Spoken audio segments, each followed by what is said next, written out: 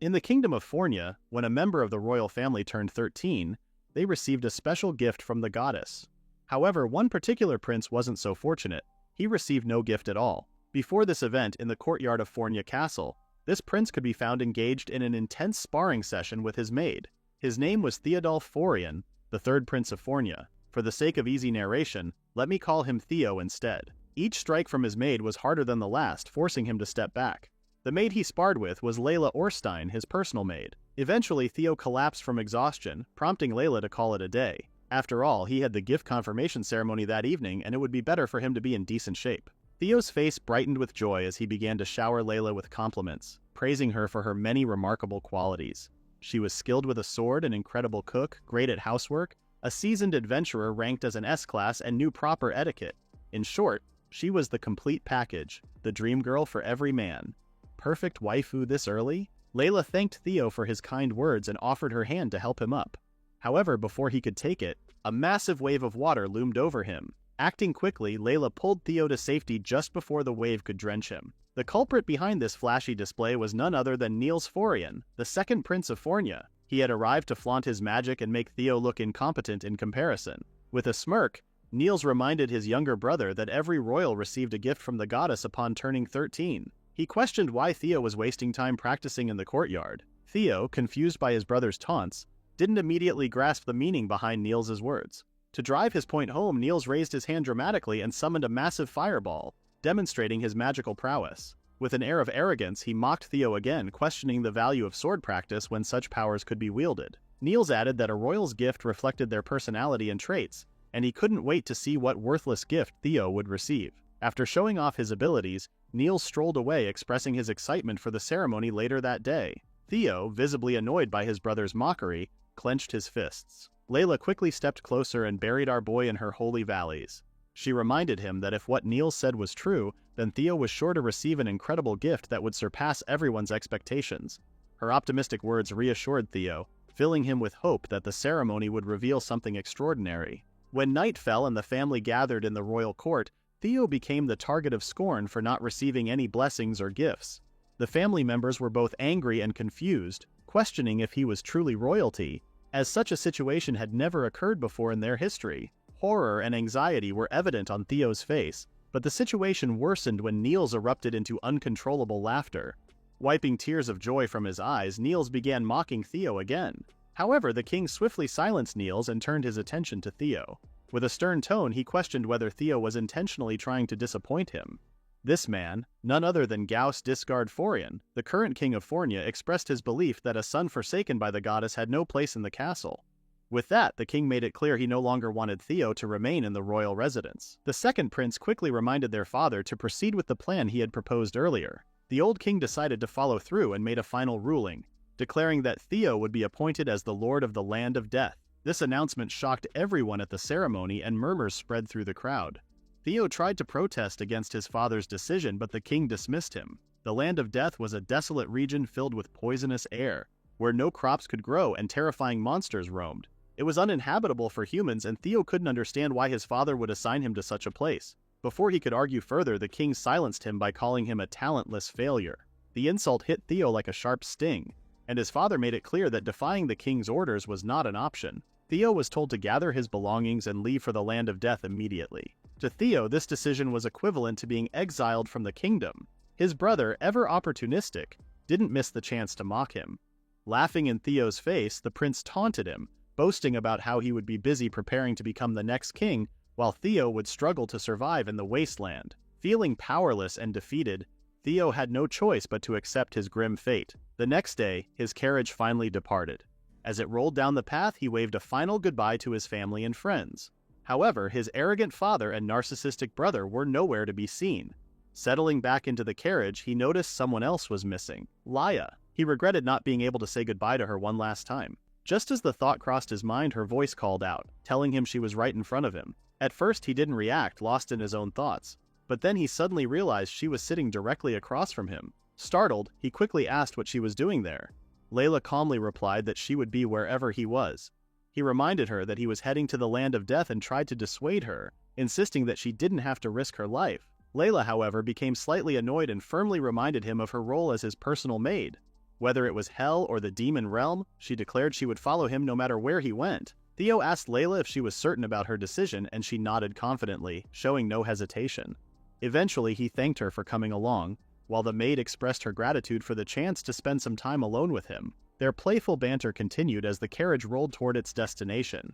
It was then revealed that reaching the land of death would take a few days, and require switching carriages along the way. Theo admittedly felt nervous about the journey, but having Layla with him provided some comfort.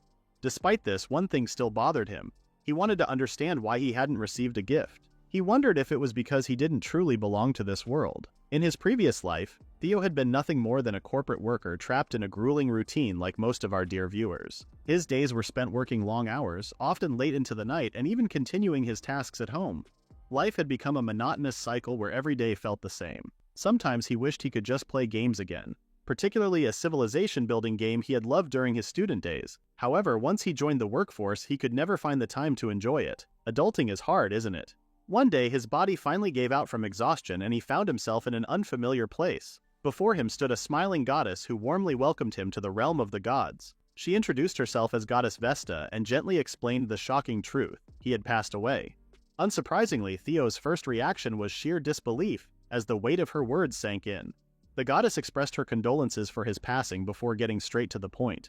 She asked if he would like to be reincarnated into another world. She told him not to ask why he was being reincarnated, as gods had their own complicated reasons. However, she offered him a tempting deal. If he chose to be reincarnated, she would grant him a special power. The mention of power reminded him of a game he had once played, where he could build anything effortlessly. Since he would be living in an unfamiliar world, he would love to have the power of crafting. He explained that there was a game he was really into during his student days and requested the crafting power, just like in that game. The goddess acknowledged his request and granted him that power immediately. Now, in the present moment, Theo wondered if he hadn't received a gift during the ceremony since he already had that power. After all, he had been reincarnated as a prince and hadn't had the chance to craft anything, so he had completely forgotten about it. Layla woke Theo up as they had arrived. As soon as he opened his eyes, he felt embarrassed and shocked to realize he had been sleeping on her lap. Layla reassured him that there was no need to be shocked, as he was the one who had fallen there. She had wanted to admire his sleeping face a little longer, but she quickly pointed out the coachman, who was getting frustrated. The coachman had a point. He couldn't stand there all day while they took their time flirting in his carriage.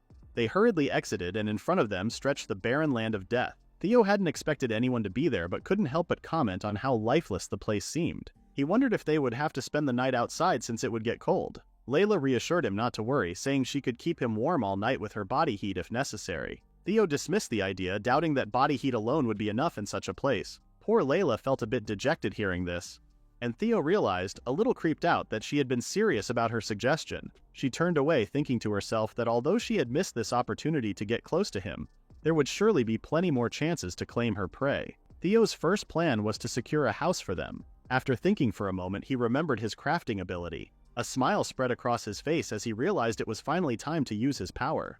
He quickly asked Layla if she could chop down the nearby trees. She grabbed her sword and dashed off, cutting through the trees effortlessly, leaving only fallen trunks behind. Theo was amazed by her strength, but then again, it was expected from a former adventurer. Layla then asked what he planned to do with the logs, and Theo replied that he intended to build a house. They gathered all the logs together, and once they were done, Theo approached the pile to use his ability. He wasn't sure how to use his power since he hadn't had a chance to practice lately, and he had never crafted anything as large as a house before.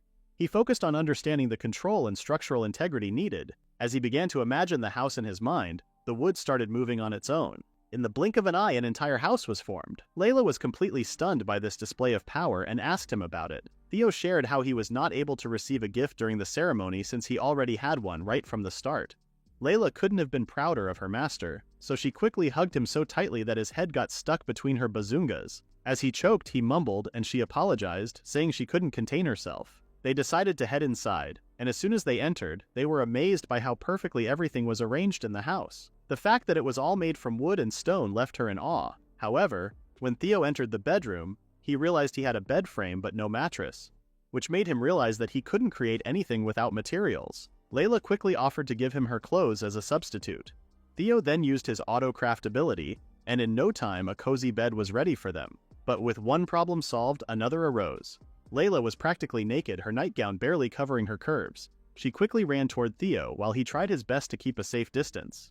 Layla, however, believed she needed to stay close enough to protect him, even pinning him against the wall. Eventually, Theo gave in, and as the night went on, he ended up sharing the bed with her, but he quickly got up again, feeling too uncomfortable with how close she was. Despite his efforts, he found himself back in bed with no choice but to stay with the tempting Layla. Thus, their first day in the land of death came to an end. Theo reflected on how he managed to survive, thanks to Layla and his gift. As long as she was with him, he felt safe. In the middle of the night, their entire home suddenly began to shake. Theo stepped outside to see what was happening and spotted a minotaur charging toward him, its club raised, ready to crush him. Just as the club was about to land, Layla saved him at the last second and the blow struck the ground instead. She drew her sword, preparing to deal with the monster. Furious that this creature had ruined her perfect honeymoon with Prince Theo, she was determined to fight back. Theo felt some concern for Layla, but then he remembered just how strong she was. He had seen her defeat monsters like this before, so he knew she could handle it. However, his main concern wasn't Layla, it was his own uselessness. He hated the idea of always hiding behind her whenever they faced a threat. Determined to take action, Theo stepped forward and told her to stand back. He decided to reuse the materials from their house.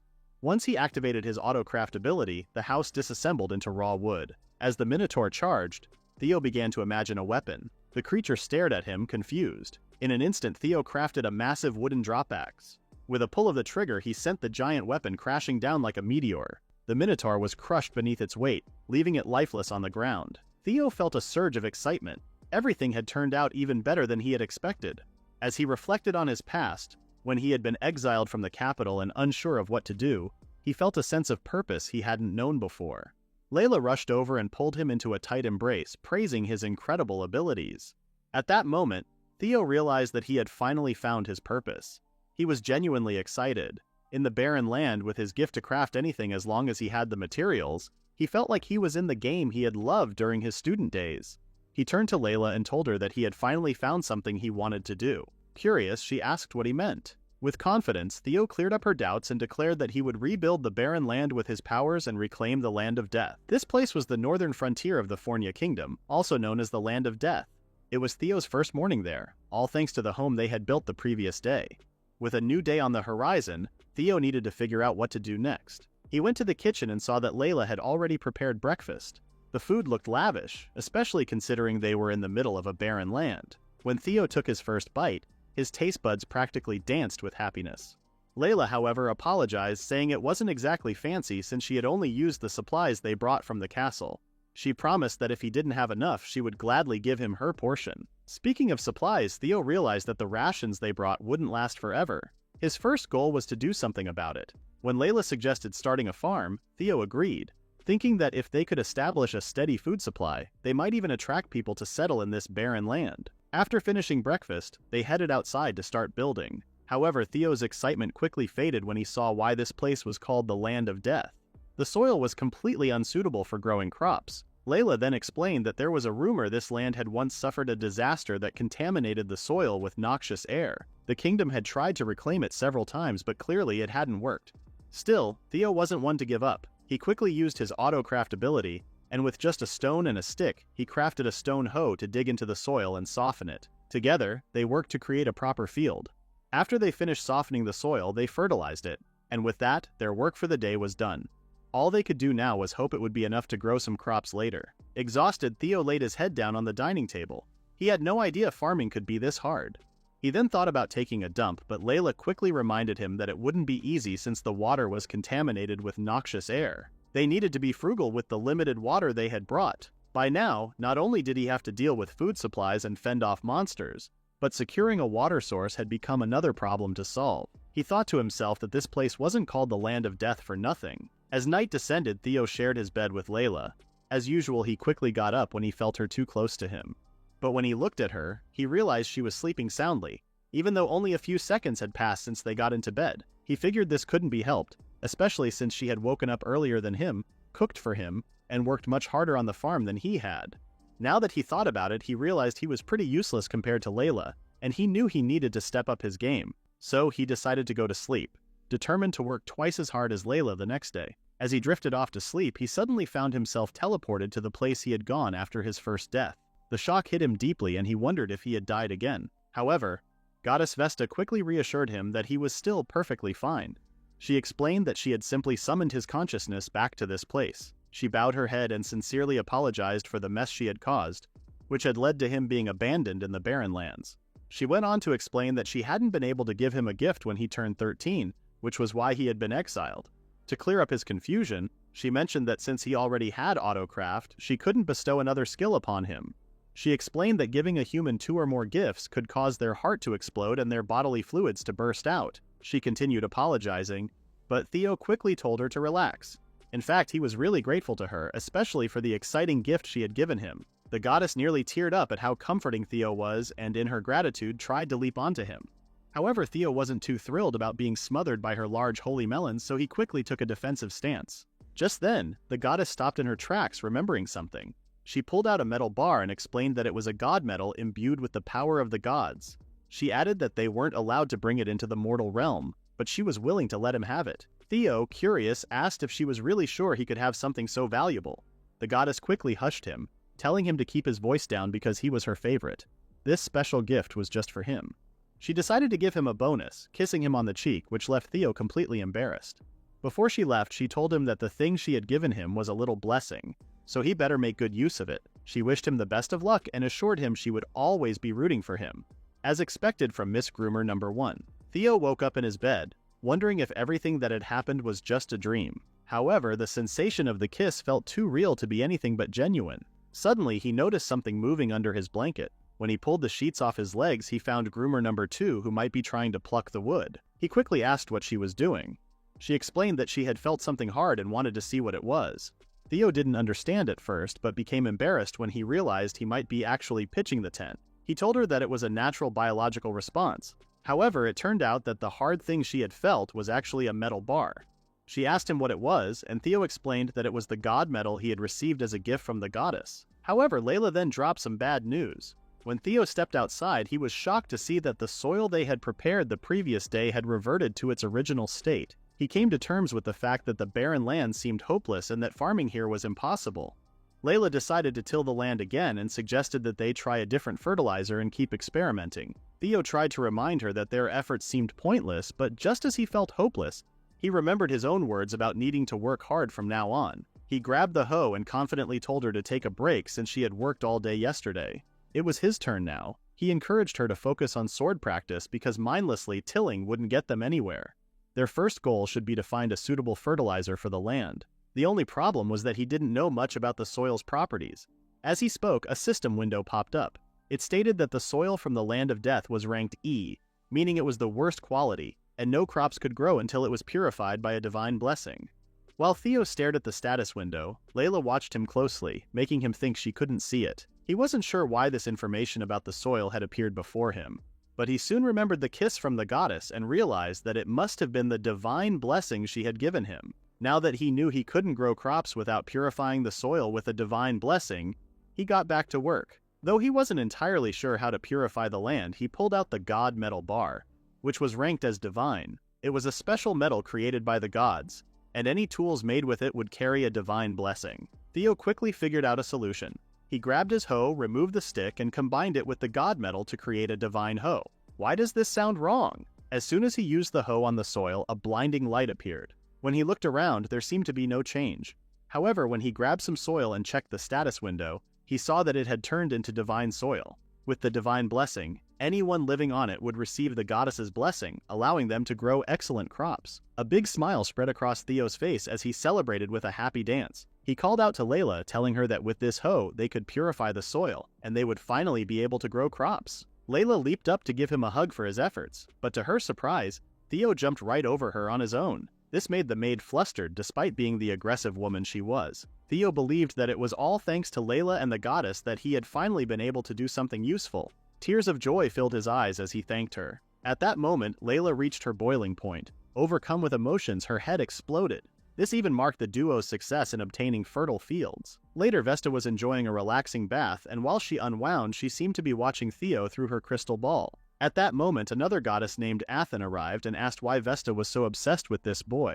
Vesta explained that Theo was incredibly clever and had already turned the god metal into a hoe to cleanse the land of toxins.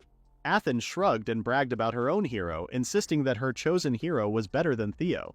Vesta then exposed Athyn by pointing out that she always picked cute girls to be her heroes, which made Athyn come off as a bit of a lolicon. Athyn defended herself, claiming it wasn't her fault that all the heroes turned out to be cute. She also didn't want to be accused by a shotacon like Vesta. Despite their banter, Athyn admitted that Theo was worth watching because he seemed to have a connection with her cute hero. Vesta couldn't believe such a connection existed, but remained fixated on Theo through her crystal ball. Back with the duo, we learned that the previous night, Theo had read some documents about when the kingdom had tried to reclaim the area. According to the documents, the noxious air had only contaminated the surface, meaning everything deep underground should still be safe. This also suggested that the water beneath the surface should be drinkable. With that in mind, Theo successfully crafted an underground well. After taking a sample of the water, the system confirmed it was C-rank water with good quality. They both clinked their glasses together as if celebrating with wine before drinking it down. Now that they had water, all they needed to do was finish tilling the land, sow some seeds, and water them to grow crops. But it wasn't as simple as it sounded because there was just too much land to till. Eventually, Theo collapsed in the middle of the work, completely exhausted. Layla brought him some water and told him to take a break while she picked up the hoe to continue working by herself. Theo reminded her of the last time she fainted from overworking. Truth be told, that explosion hadn't just been caused by her exhaustion, and they both knew that. Theo, on the other hand, stuck to his stance and firmly told her to rest.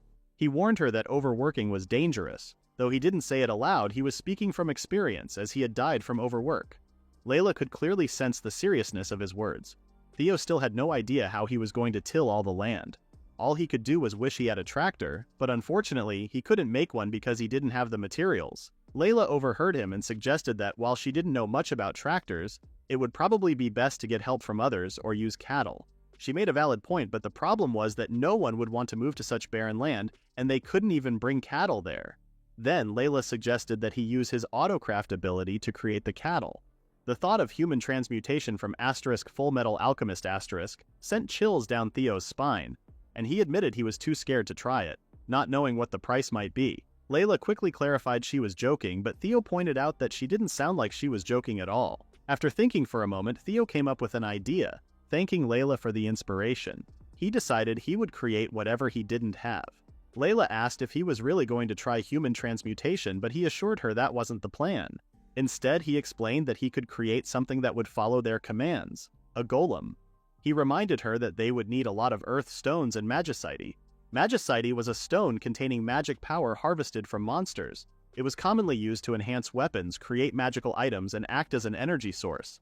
Layla, feeling disappointed because she couldn't provide what Theo needed, became gloomy. In an attempt to make up for it, she even offered to give up her body and started stripping. Theo quickly reminded her that they already had magicite from the monster they had defeated. Once Theo gathered the stones and other materials, he used his autocraft magic to create a golem.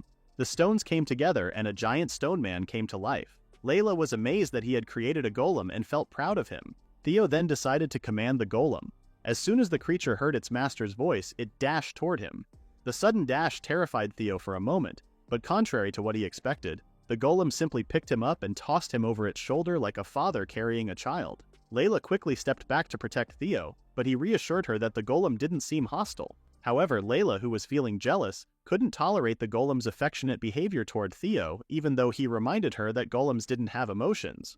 Or did they? Layla pointed out that since Theo had created the golem using an unorthodox method, it was likely he had imbued it with emotions. Theo decided to get to work. He commanded his golem, and the large creature quickly grabbed a hoe and started tilling the ground with such speed that it seemed almost unbelievable. Before they knew it, the land was tilled. By afternoon, they had planted the seeds and watered them. The golem then went to sleep while Theo and Layla sat down for dinner. Theo felt happy and looked forward to the coming months, eager to see the first crop of food they had planted. The next day, they were shocked to find that everything they had planted had fully grown. Even the vegetables that were out of season had sprouted abundantly.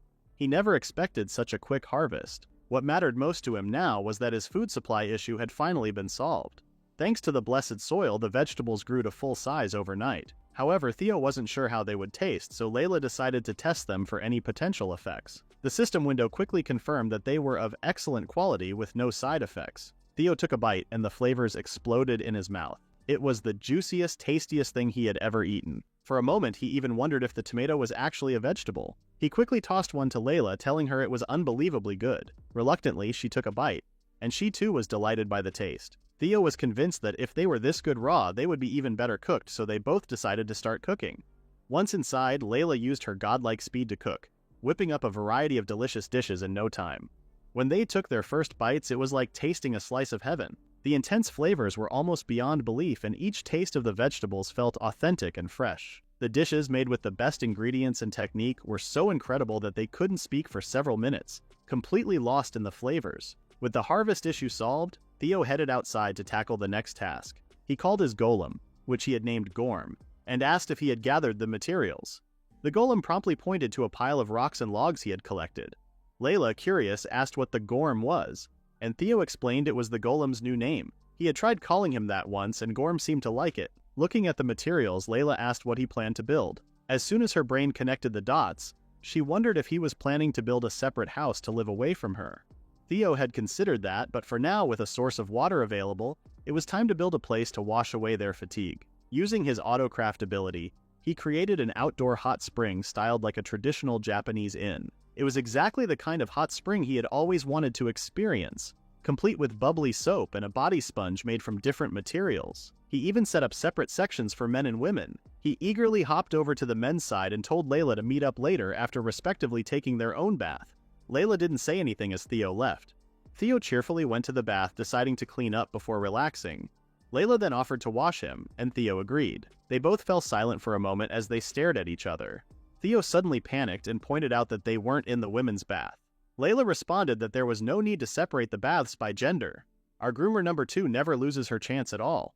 She reminded him of their relationship, with her being his maid, and insisted that as his servant she had to fulfill her duties completely. She claimed that Theo couldn't clean himself properly and leaned closer to him, causing Theo to become flustered. Theo ordered her to leave him alone, but Layla was determined to ignore his request, stating that she wouldn't follow the order even if he was her master. Theo questioned their master-servant relationship, and Layla asked if there was anything wrong with a master and servant having reasonable physical contact.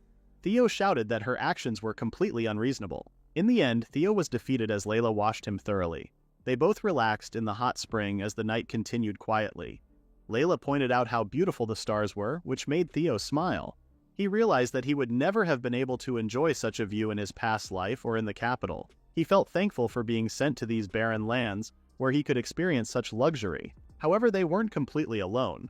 From a distance, someone watched them from a cliff. The figure had pointed ears and a long furry tail, clearly identifying her as a fox girl. She was fascinated by the steam rising from the hot spring, as it wasn't every day that she saw humans in this land. Theo had a routine where he woke up early each day to practice sword fighting with Layla. Afterward, he would check the fields and work hard to harvest vegetables. Although the work was tough and the soil could get messy, he refused to slack off. Before bed, Theo always took some time to read with Layla. This quiet moment was important to him as it allowed him to organize his thoughts and plan for the future. Life in the land of death was stable and enjoyable for Theo, but there was one concern that weighed on his mind. He couldn't seem to get any citizens to settle in the town he was building. Despite the comfort of his life, this wasn't his ultimate goal. Even though he counted Gorm as a citizen, he still only had 2 people living in the town, meaning it wouldn't qualify as a village. Normally, anyone living within his domain would automatically become his citizen, but this was the land of death, so he figured people might just wander in by chance. That was the hope he clung to. Then, one day, Theo heard quiet movements coming from the fields. For a brief moment, he felt excited, thinking someone might have wandered onto his land, but that excitement quickly turned to horror when he saw a giant beast standing before him. However, something strange caught his attention. The divine aura radiating from the beast felt oddly similar to the goddess's presence. As he tried to make sense of this, the beast spoke, telling him not to be so scared. The sound of a monster talking only terrified Theo more, as it was something he was definitely not used to. The beast then introduced herself as Luna, a proud Fenrir, a divine wolf. The mention of Fenrir brought some memories to Theo. He recalled stories about a giant wolf shrouded in the power of the gods, and that very few had witnessed such a legendary creature. Theo wasn't sure how he was supposed to fight something like that, especially with how intimidating it looked. The wolf then asked if he hadn't heard her when she said not to be afraid, and reminded him once again that she hadn't come there to fight. At that moment, the wolf began to transform, shifting into a beautiful lady. Her sudden transformation shocked Theo for a moment. The wolf lady apologized for startling him and explained that she was there because she had a request. She asked if he could share some of his vegetables with her. Theo was bewildered that she had come all this way just for that, and she didn't seem hostile at all. He decided to share some. mentioning that they had a big harvest and she was more than welcome to help herself. He handed her a tomato, and when she took a bite, she felt as if she had transcended to the state of the gods. The flavor dissolved in her mouth, leaving her in complete ecstasy. She admitted that she hadn't eaten anything so delectable in 1,000 years. She explained that 1,000 years ago the land wasn't poisoned by noxious air. Back then it teemed with excellent crops, though they weren't as incredible as what Theo grew now. However, a devastating war had ravaged the area, turning it into a wasteland filled with poisonous air. The mention of a great war surprised Theo. He had always believed that noxious air was the result of a natural disaster. He turned to her, curious, and asked if she had been living in the land of death for 1,000 years. She nodded in agreement. Theo then asked if it wouldn't be better for her to move somewhere else. Luna calmly explained that the place was her home and it was precious to her. She simply couldn't abandon it, no matter how much it had become a wasteland. She was also happy that Theo had brought beauty back to the land. She then asked for his name, and Theo introduced himself as Theophorian. Luna was deeply grateful for his kindness and the food he offered her. She wanted to repay him, but even though Theo insisted he didn't need anything in return, Luna refused to let his favor go unreturned. For her, not returning a favor was unthinkable. In the end, she leaned in and gave him a gentle kiss on the forehead, explaining that it was a Fenrir favor, a token of her gratitude. And for now, it was all she could offer. After giving him a comforting pat, she mentioned how she hadn't felt this happy in a long time. With that, Luna began to walk away. Theo, however, remembered how she had been living in the land of death for 1,000 years, and an idea formed in his mind. He called out to her, asking if she would consider becoming a citizen of his domain. Luna turned back with an astonished look, but soon a playful expression crossed her face as she teased him, wondering if he was trying to tame a Fenrir lady. Theo quickly denied such thoughts. Luna chuckled softly, patted him on the head, and assured him it was just a joke. She then told Theo she needed some time to think about his request. She had her own circumstances, and his proposal was a bit unexpected. She wanted to take her time before making a decision. With another sweet smile, she promised that the next time they met, she would have an even better gift for him, and he should look forward to it. Theo was left blushing from the exchange while Luna turned back into her wolf form. She gave him a final farewell before disappearing into the distance. Theo decided to keep his interaction with Luna a secret from Laia. He figured Laia might overreact if she found out a woman had spoken to him, and he wasn't sure how she would take it. The next day, everything seemed normal for Theo, or so he thought. Unbeknownst to him, it was the day his peaceful life would be turned upside down. Out of nowhere, a woman appeared in the scene, looking utterly exhausted and desperate as she begged for help. She was so drained that she collapsed on the ground. Theo quickly instructed Layla to fetch the first aid kit. After some time, the woman regained consciousness and found herself lying on a bed in Theo's room. Disoriented and unsure of her surroundings, she asked where she was. Theo, relieved to see her awake, and asked about her condition. The woman assured him she was fine, though still somewhat confused. She then asked who they were, prompting Theo to introduce himself and Layla. He explained that she had collapsed in front of his house. The woman, overwhelmed with gratitude, introduced herself as Aisha and expressed how glad she was to meet them. Curious, Theo asked what had brought her there. As Aisha tried to recall the reason, she became overwhelmed with terror, her fear escalating until her head throbbed intensely. Theo quickly urged her to rest and ordered Layla to bring some healing herbs they had obtained from the castle. The herbs were known for their potent healing properties and could be blended into medicine for treating injuries. However, crafting effective remedies for them requires advanced skill. Luckily, Theo had the ability to create powerful healing medicine with ease, thanks to his auto-crafting ability. Aisha was shocked when a potion bottle materialized almost miraculously in Theo's hands. As soon as she drank it, her body began to heal instantly. Her wounds closed as if they had never existed, and the pain she had been enduring disappeared entirely. Aisha was in awe of the potion's effect and asked Theo if he was a wizard or an alchemist. Theo confidently replied that it wouldn't be far off to call him either. Aisha then inquired if this place was near Fornos, the fortress city built to protect against the monsters of the Land of Death. Theo explained that Fornos was dozens of miles away from the border of the Land of Death, which left Aisha shocked. She hadn't realized she had wandered so deep into this forsaken territory. Theo confirmed her fears with a simple nod. Realizing her mistake, Aisha felt devastated. She had gone in the wrong direction and now she wasn't sure what to do. Panic overtook her as she lamented her situation, knowing that if she didn't act quickly, the people depending on her might not survive. Aisha explained that she was a resident of Moa village located in the Vitoa territory. A few days ago, a group of goblins attacked the village. The villagers had no way to defend themselves, making them easy targets. The goblins immediately began demanding food. However, they didn't stop there. They continued to ask for more and more. When the villagers protested, explaining that they would starve if they gave them any more, the goblins made an even worse demand. They wanted all the women. Goblins could breed with human women, and the consequences of giving in to their demands were clear. Naturally, the villagers refused. In response, the goblins threatened to kill everyone one by one if they didn't comply. Aisha fled the village, hoping to find help and save her people. When Theo asked why she was heading to form.This instead of directly appealing to the Lord of Vitoa, Aisha explained that she had already tried. The Lord had outright refused, saying he had no time to help a backwater village. Theo recalled hearing about the Lord of Vitoa, who had a reputation as a tyrant. He was known for imposing heavy taxes on his people without caring for their suffering. Even during a famine, when his land was in dire need, he did nothing to help his people. Aisha decided to leave, knowing her people were waiting for help. She thanked Theo for looking after her, but just as she turned to go, Theo called out to her and motioned for her to wait. He led her to a warehouse filled with construction materials and other supplies. He felt a sense of pride, knowing he had stocked up in case he needed them. Layla acknowledged this but was unsure of his plan for all of it. Theo told her to watch and prepared to use a recently discovered sub-ability of his, Autocraft. This ability allowed him to recreate a feature commonly seen in video games, the inventory system. With a wave of his hand, all of the supplies and materials were sucked into an invisible space, leaving the warehouse hall completely empty. Aisha, amazed by what she saw, asked where everything had gone. Theo tried to explain that it was similar to magic, and he had stored everything in a dimension of his own creation. He then asked her to lead the way to the village, despite knowing the journey would take a long time. Theo was determined to help the villagers. Later, the three of them rode on the back of Gorm toward Moa village. Aisha asked Theo once again if he was sure about his decision. Although Theo was determined to save the village, she reminded him that it was still dangerous. Theo, however, remained resolute and assured her to leave everything to him. Despite the goblins being a serious threat, Theo was not scared at all. In fact, he felt a surge of courage rising within him. He then remembered the Fenrir's favor that Luna had given him, wondering if it had something to do with his newfound bravery. He decided to check its effects using his analysis ability. Reviewing the details, he saw the stats listed. Fenrir's favor granted increased leg strength, the willpower to conquer fear, and a special affinity with wolf-type creatures, making them surrender unconditionally to him. Theo felt even more confident and silently thanked Luna for the boost in courage she had given him. Aisha pointed ahead, and when Theo looked, he was shocked to see a large group of goblins harassing the villagers.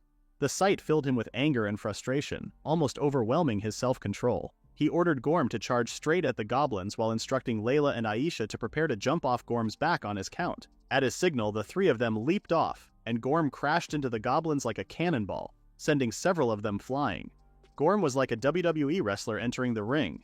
While falling, Theo activated his Autocraft ability mid-air, quickly creating a soft landing platform beneath them. The trio landed on the cushioned surface, but Theo ended up awkwardly sandwiched between the two women, feeling as though he were trapped between four holy mountains. Aisha quickly scrambled away from Theo, feeling embarrassed. Meanwhile, goblins began swarming toward them from every direction, ready to attack. Theo ordered Aisha to stay back, deeming it too dangerous for her to fight. Despite his warning, Aisha tried to stop him from rushing into the fray. However, Theo reassured her, expressing his confidence in saving the villagers. His unwavering determination made Aisha's heart race, and she grew even more flustered upon realizing she was blushing because of a kid. Is this the emergence of Groomer number 3? Theo and Layla prepared to confront the goblins head-on. Layla unsheathed her sword while Theo activated his Autocraft ability, summoning everything from his inventory.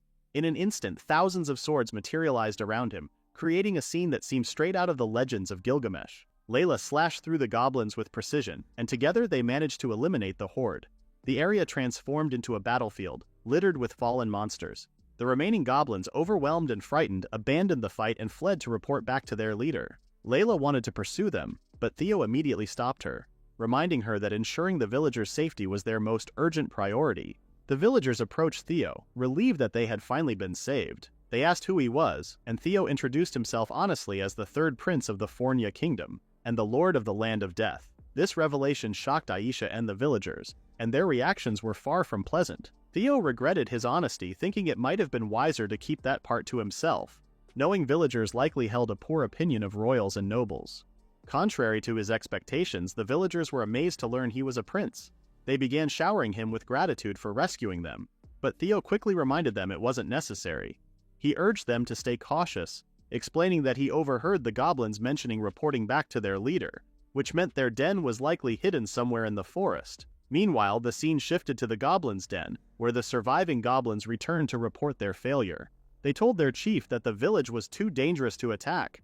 The Goblin King, however, grew furious upon hearing this. With a single swing of his weapon, he struck down the goblin, calling him a disgrace to their kind for running away. He then commanded the remaining goblins to join him, declaring they would show the humans their rightful place. Meanwhile, back in the village chief Galad Moal wanted to express his deep gratitude to Theo for saving them. Theo tried to downplay the situation, saying there was no need for thanks since he had simply done what was right. However, the chief insisted on giving him a gift and offered him what appeared to be a stone. When Theo asked about it, Layla responded in astonishment, explaining that it was a rare, tough metal. She added that accessories and equipment made from it were considered national treasures, and even a small piece like this could be worth hundreds of gold coins. At that moment, a villager stepped forward angrily and shouted at the chief for offering such a valuable gift. He reminded the chief that this metal was the village's treasure, passed down through generations, and accused him of giving it away to these damned royals. Chief Galad sternly told the young man to watch his words, as this was not the way to speak about someone who had saved their lives. The young man, however, stood his ground, insisting that there was no way royals or nobles would risk their lives for commoners, and that Theo must have some ulterior motive.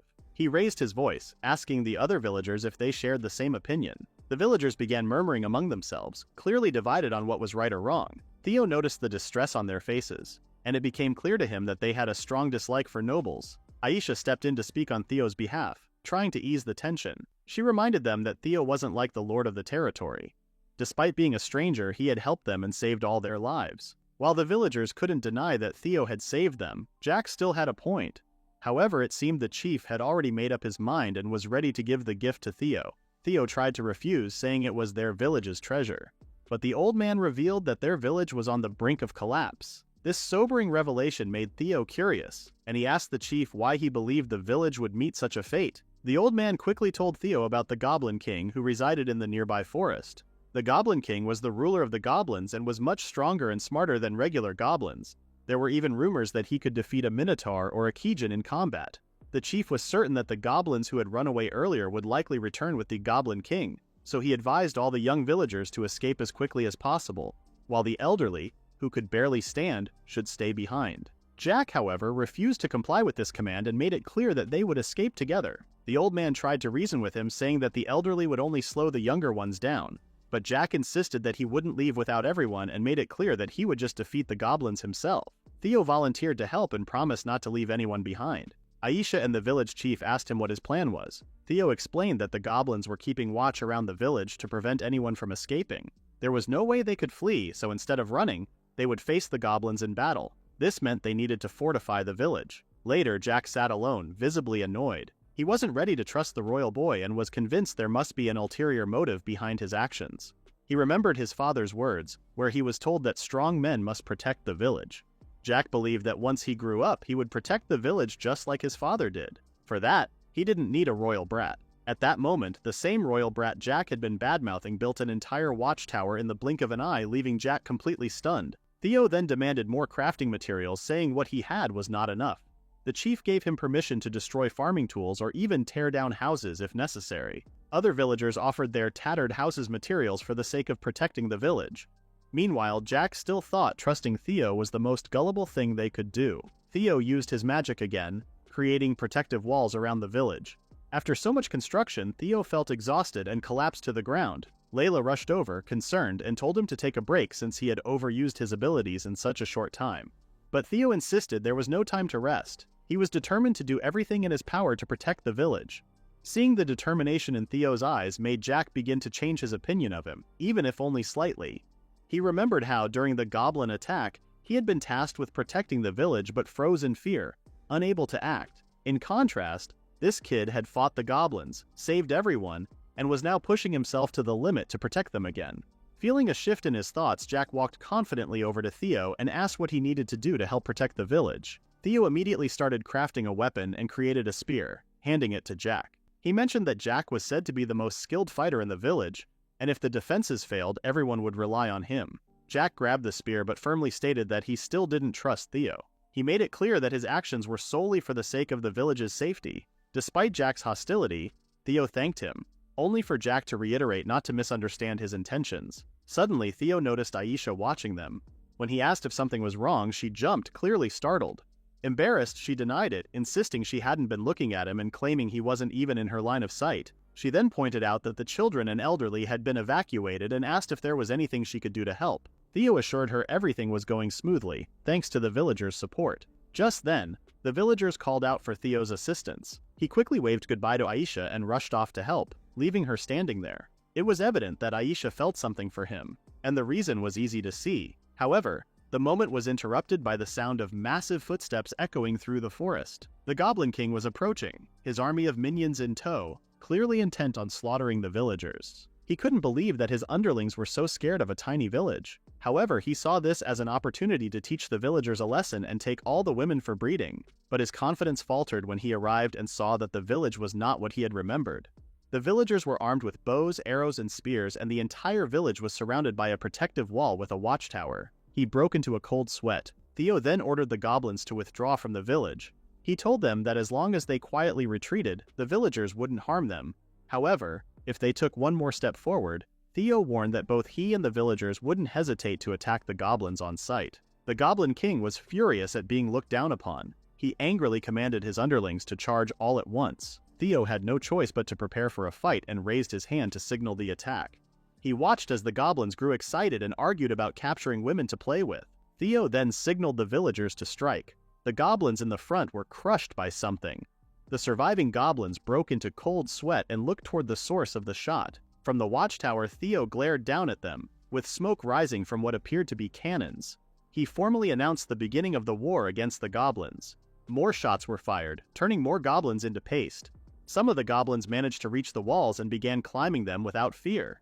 As they reached the top, intending to kill the humans, the villagers lowered their spears and stabbed the goblins.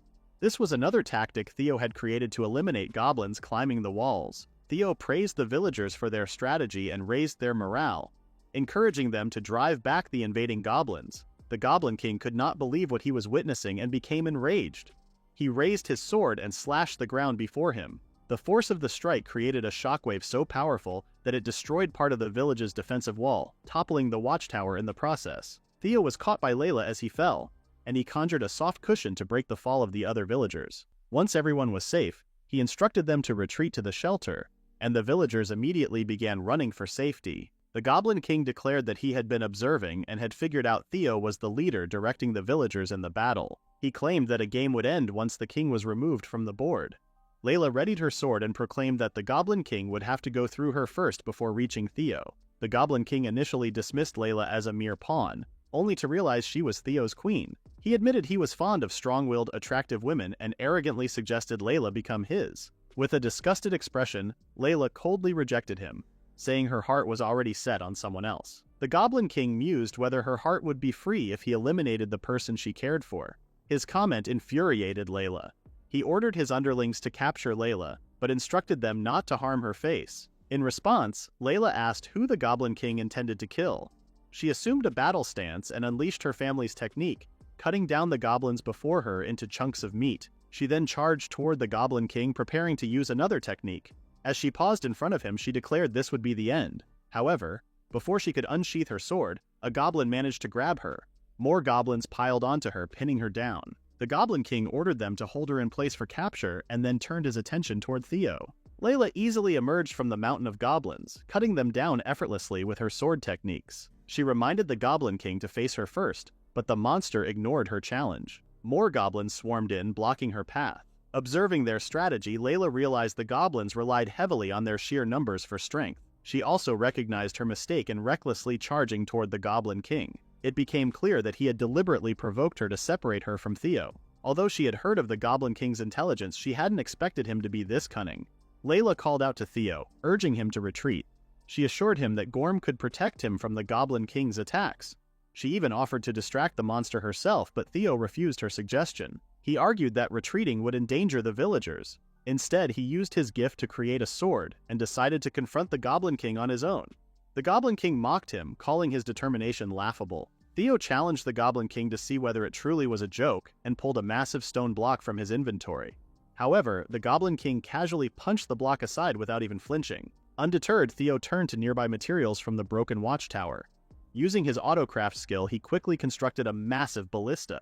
He fired a bolt, but the Goblin King effortlessly caught it with his bare hands, The monster taunted them, asking if their games were finally over as he couldn't stand wasting time with children. Lifting his sword, the Goblin King ordered Theo to hurry up and die. Theo recognized the Goblin King's attack pattern, an arcing slash capable of creating destructive shockwaves. As the massive blade came crashing down, the same powerful shockwave tore through the ground, leaving the Goblin King disappointed by what he thought was an anticlimactic finish. However, he suddenly sensed something behind him and turned, confused.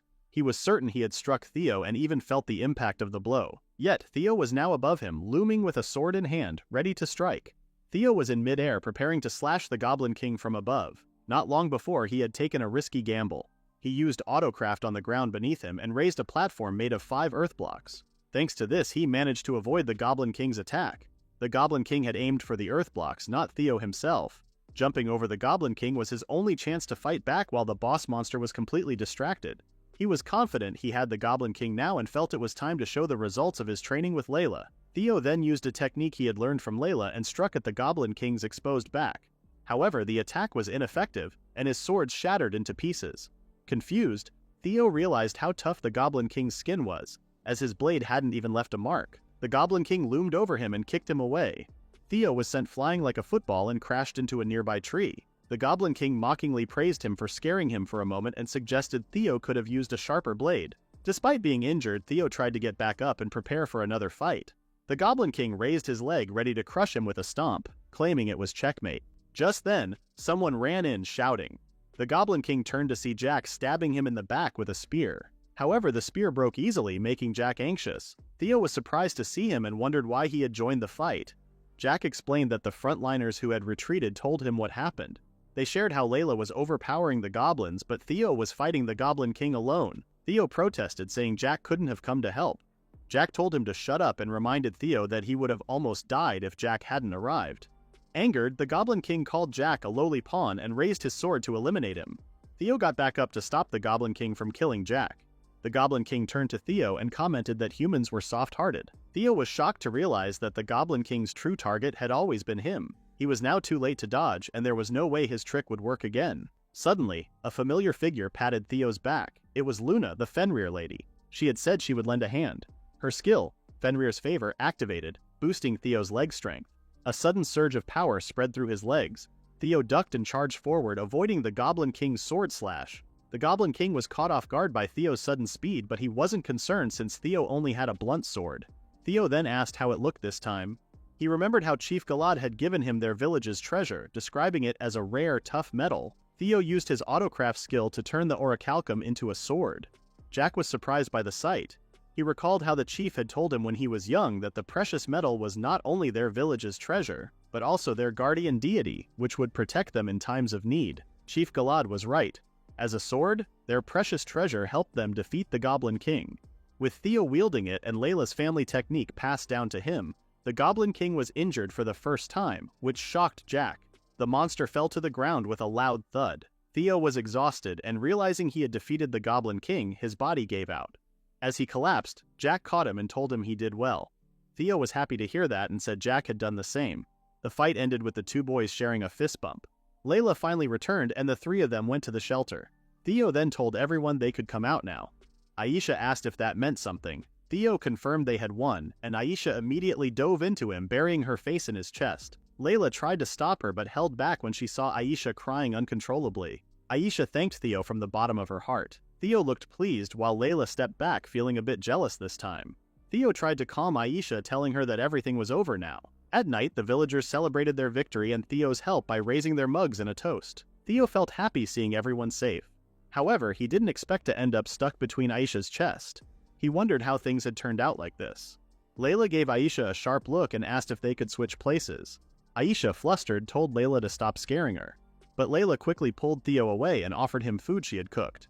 Not wanting to lose, Aisha brought her own cooking to compete. Both women understood the unspoken battle between them. The village chief laughed at the lively scene, calling it youthful energy. Theo asked him to help, but the old man said he wouldn't ruin the fun for the young people. Then the chief looked around and commented on how happy everyone was thanks to Theo.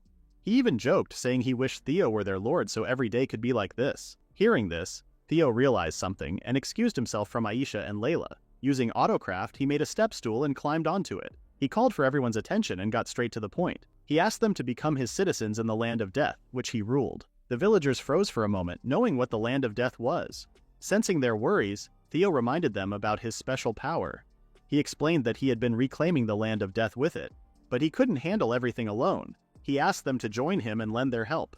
Jack quickly raised his hand in agreement and told the others to stay behind if they didn't trust Theo.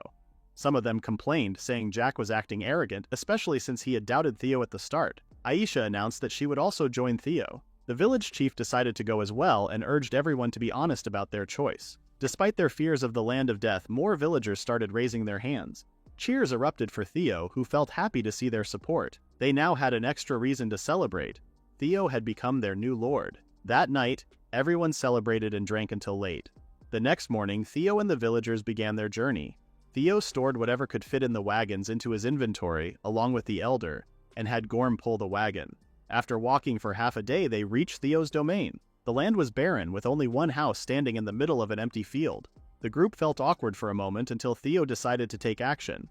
He brought out the villagers' houses from his inventory and used autocraft to set them up. He had planned this earlier with Layla for when they would finally settle down. He built the houses for now, planning to rebuild them later if needed. In no time, a village was created. Aisha was impressed, and Layla noted how it matched Theo's plans perfectly.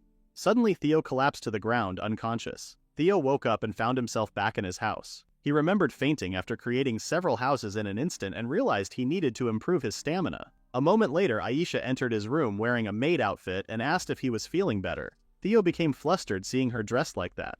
Layla then explained that she was training Aisha as a maid because she believed Aisha had potential for the role. Aisha happily said she was excited to work with Theo, but Layla gave her a light smack and scolded her for not addressing Theo properly as master. In truth, Layla was jealous of how casually Aisha spoke to him. Theo told Aisha to keep speaking to him the way she normally did, as he would feel awkward if she changed her behavior. Theo got out of bed and asked about the villagers, worrying they might be unhappy with their new living conditions. Layla directed him to look out the window. When he did, Theo saw how lively everyone was. Aisha added that the villagers were excited about their new lives. Hearing this, Theo felt relieved and happy. If his people were enjoying their new home, he would feel content as well. He then began wondering what he should focus on next after gaining citizens. Meanwhile, in the Kingdom of Fornia, at the royal capital, King Gauss Discard Forian spoke about a hero named Alice Scarlet, who had achieved another great accomplishment. However, Alice simply shrugged it off, saying it was just what a hero was supposed to do. Seeing how dependable she was, the king commented that the goddess would be pleased. Alice let out a sarcastic laugh and thanked him for the compliment. Her two companions, however, looked uneasy. The knight Sana warned Alice to be more careful with her words, while the mage Martina nervously begged her to behave in front of the king. The king then asked if Alice wanted to have a celebration, even offering to invite his son. At the thought of Theo, Alice hesitated and asked if he would come too. The king remembered their long-standing friendship and thanked Alice for putting up with his son. However, he told her not to worry about seeing Theo anymore. Confused, Alice asked what he meant.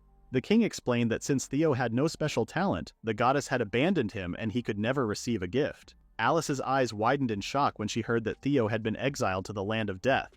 The king added that Theo was unlikely to return, assuming he had either run away or perished. Alice gripped her sword tightly, furious at the king's words. She swore she would kill him, but before she could act, Sana quickly intervened, covering Alice's mouth. She nervously told the king that Alice was just tired and that it would be best to end the conversation. As Alice struggled to speak, Sana firmly declared that they would refuse the party.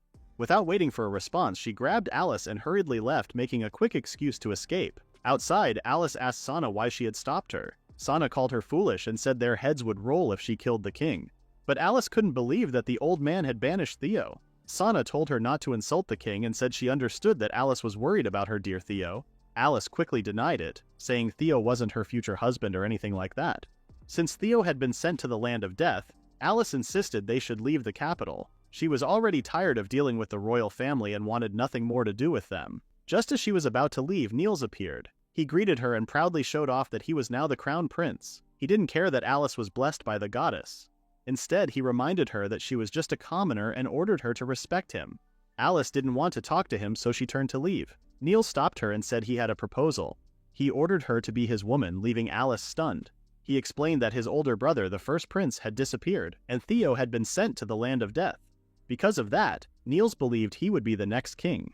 Since the people trusted Alice, he wanted her by his side to help him rule the kingdom. He also claimed it was a good deal for Alice because she wouldn't have to fight monsters forever. Alice sighed and laughed, finding it ridiculous that Niels had made it this far. He asked what she meant. Since he was clueless, Alice decided to explain. First, she didn't believe Niels would become king. Second, she could still protect people with her current job, and she was proud of it. Third, there was no way she would ever marry an arrogant fool who thought he was better than everyone else. And lastly, she would always side with Theo. Damn girl. Flipping the middle finger during the count, Alice knew that Niels had played a part in Theo's banishment. Because of that, she saw him as an enemy, just like the king. Suddenly, Niels threw a tantrum, complaining that everyone kept talking about Theo. He unleashed his magic and demanded to know why a useless brat like Theo was so special. Martina was shocked by the huge amount of magic power coming from the selfish prince. Alice asked if this was his special ability. Niels proudly claimed it was the first time he was revealing his great sage gift. He bragged that he had an endless amount of magic and could control all elements, calling it the greatest gift ever. Alice couldn't believe he was letting that power go to his head. Niels then ordered her to stay quiet and submit to his strength. To prove his power, he launched a dangerous fire spell called Gigafire. Surprisingly, Alice cut down the massive fireball with a single slash. Niels stood frozen in shock. Alice figured he was so full of himself that he hadn't done any proper training. Before he could react, she raised her hand and slapped him so hard that he went rolling across the floor. Wiping her hands, she told him never to speak to her again. Furious, Niels shouted that she wouldn't get away with attacking a prince. Alice simply turned to Martina and told her to handle it. Martina sighed, complaining that Alice always acted like this, but she still healed Niels's wound. In an instant, it was as if nothing had happened. Alice smirked and teased him, asking what exactly she had done to him again. Niels, still angry, swore he wouldn't let her off the hook. Alice urged him to tell the truth then, to admit that he got rejected by a girl, lost his temper, used magic, and still got beaten. That was the last straw for Niels. He lost his patience and vowed to send both her and Theo into the depths of despair. Alice simply smiled and promised to remember his words. Then turning away, she told Sana and Martina to leave the palace. Stepping forward, she swore she would go to Theo right away. Meanwhile, Theo used his autocraft to make farming tools for his people. The farmers were happy to finish their work in the fields and thanked Theo for his help. He told them it was nothing and wished them well. Then he asked Layla if there was anything else they needed to do. Layla mentioned that the village's waterways needed repairs. Aisha soon arrived with a basket and said she had made the sandwiches Theo asked for. She had prepared enough for everyone working in the fields. Theo thanked her. The land of death had become much livelier now that everyone had a job and was helping Theo rebuild the land. He felt excited to keep going and improve the land even more with their help. Just then, the warning bells rang. A villager rushed in and reported that a giant wolf was attacking their territory. As soon as Theo heard this, he realized it was someone he knew. The villagers quickly grabbed their weapons, ready to fight. However, the giant wolf told them to put their weapons away, saying she didn't come to fight. Theo ran over and told everyone to wait. His face lit up when he saw that the giant wolf was in fact Luna. Luna felt happy and relieved when Theo finally returned because she had been waiting for him. Suddenly, smoke filled the area, and Luna changed into her humanoid form. She hugged Theo tightly, squeezing him between the towering mountains. She then commented on how he looked more dependable now and assumed he had barely escaped danger. Theo admitted he had been through a lot and asked why Luna had come this time. Luna seemed surprised and wondered if she had forgotten to tell him before. She then mentioned that she would give him an even better gift the next time they met. Theo immediately understood what she meant and started defending himself. Knowing Luna might try something inappropriate in broad daylight, Luna touched his chin and told him to stay still as she moved closer, her lips nearing his. Before she could go any further, Luna suddenly caught a sword that had been swung at her. Layla, the maid, stood before her, demanding that she stay away from Theo. Luna found it unsettling that Layla wasn't even trying to hide her killing intent. Layla accused Luna of trying to steal a kiss from Theo, who she claimed was more valuable than any national treasure. She declared that Luna deserved 10,000 deaths for such a crime. Luna was surprised that a human was judging her and found it amusing. She challenged Layla to go through with it. Theo quickly stepped in, trying to calm the situation. He explained that Luna was the Fenrir he had met while she was asleep. Layla suddenly realized that Luna was the thieving wolf she had heard about. Seeing the rising tension, Theo urged Luna to say something to defuse the situation. Luna stopped teasing Layla and said she had a reason for kissing Theo. She explained that it was to continue giving him her favor. She reminded Theo that she had granted him this favor before when she kissed his forehead. However, back then, she could only give him a small amount of her power. If she had given it all at once, his heart and body would have burst like fireworks. So she had to wait for the small amount of power to settle inside him before giving more. A kiss was the best way to transfer this life favor to him. Layla listened to Luna's explanation but then asked if those were her final words. Theo told Layla to lower her weapon. However, Layla insisted that Luna had committed a crime by staining Theo's pure skin. Seeing how upset Layla was, Luna suddenly realized something. She assumed that Layla was simply jealous. Layla's face turned red and she quickly denied it, saying she only wanted to protect Theo. Luna told her not to be shy. Knowing that Layla didn't want her to take Theo's first kiss, Luna playfully suggested that Layla do it instead. Theo was shocked, and Layla asked what she meant. Luna explained that Layla should also give Theo her own favor. Layla hesitated, asking if that was even possible. Luna assured her that it was. She pointed out that Layla's sword strike earlier had been far stronger than what a normal human could do. She explained that, on rare occasions, certain humans were blessed with divine favor and those who had it could share their power with others. Layla understood that she could share some of her power with Theo. Luna confirmed this, and since both of them were human, she suggested they kiss on the lips right away. She didn't care who went first and told Layla to hurry up. Before they could continue, Theo stopped them and asked why they had decided he should kiss Layla. Luna then asked if he had a problem with it. Theo explained that they couldn't just do it without thinking, he needed to consider Layla's feelings too. However, Layla was already prepared to accept Theo's kiss at any moment. Luna laughed at her for being so eager.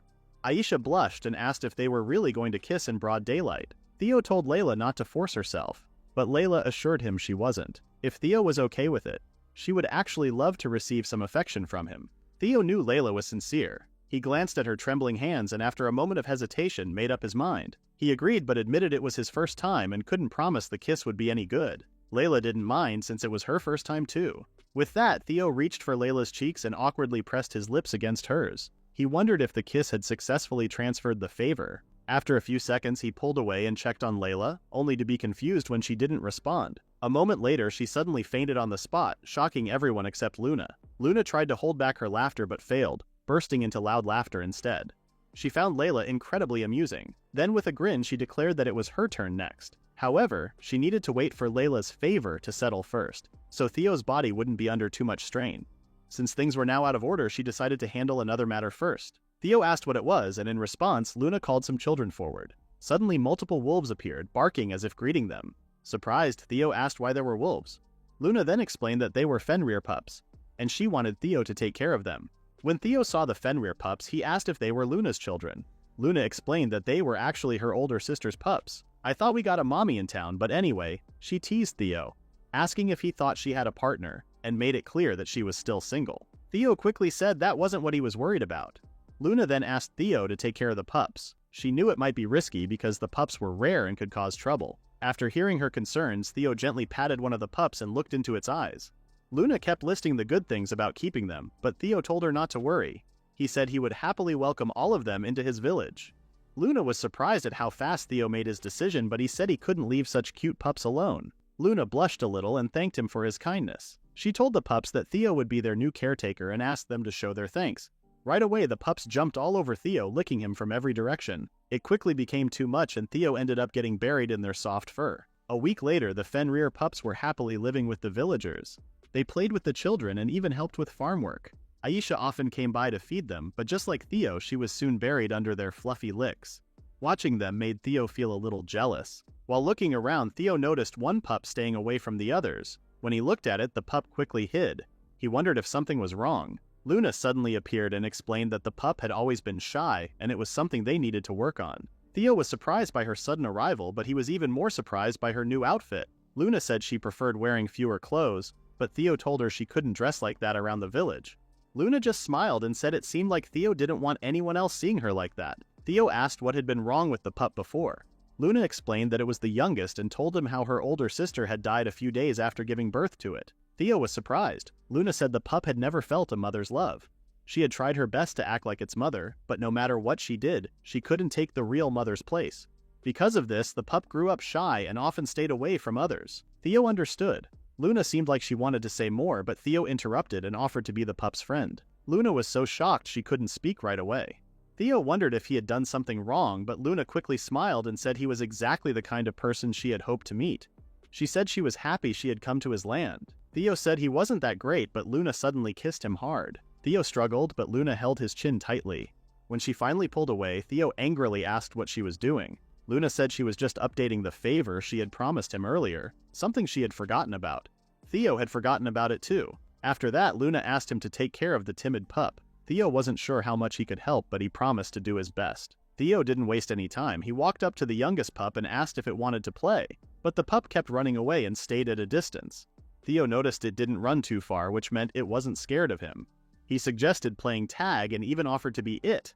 Somehow the pup understood and barked before running off. Theo smiled and chased after it. They ran around the village, but the Fenrir pup was very fast. Even though it looked small, Theo realized it was still a Fenrir. He decided to get serious. Using his autocraft skill, he built an earthen wall to block the pup's path.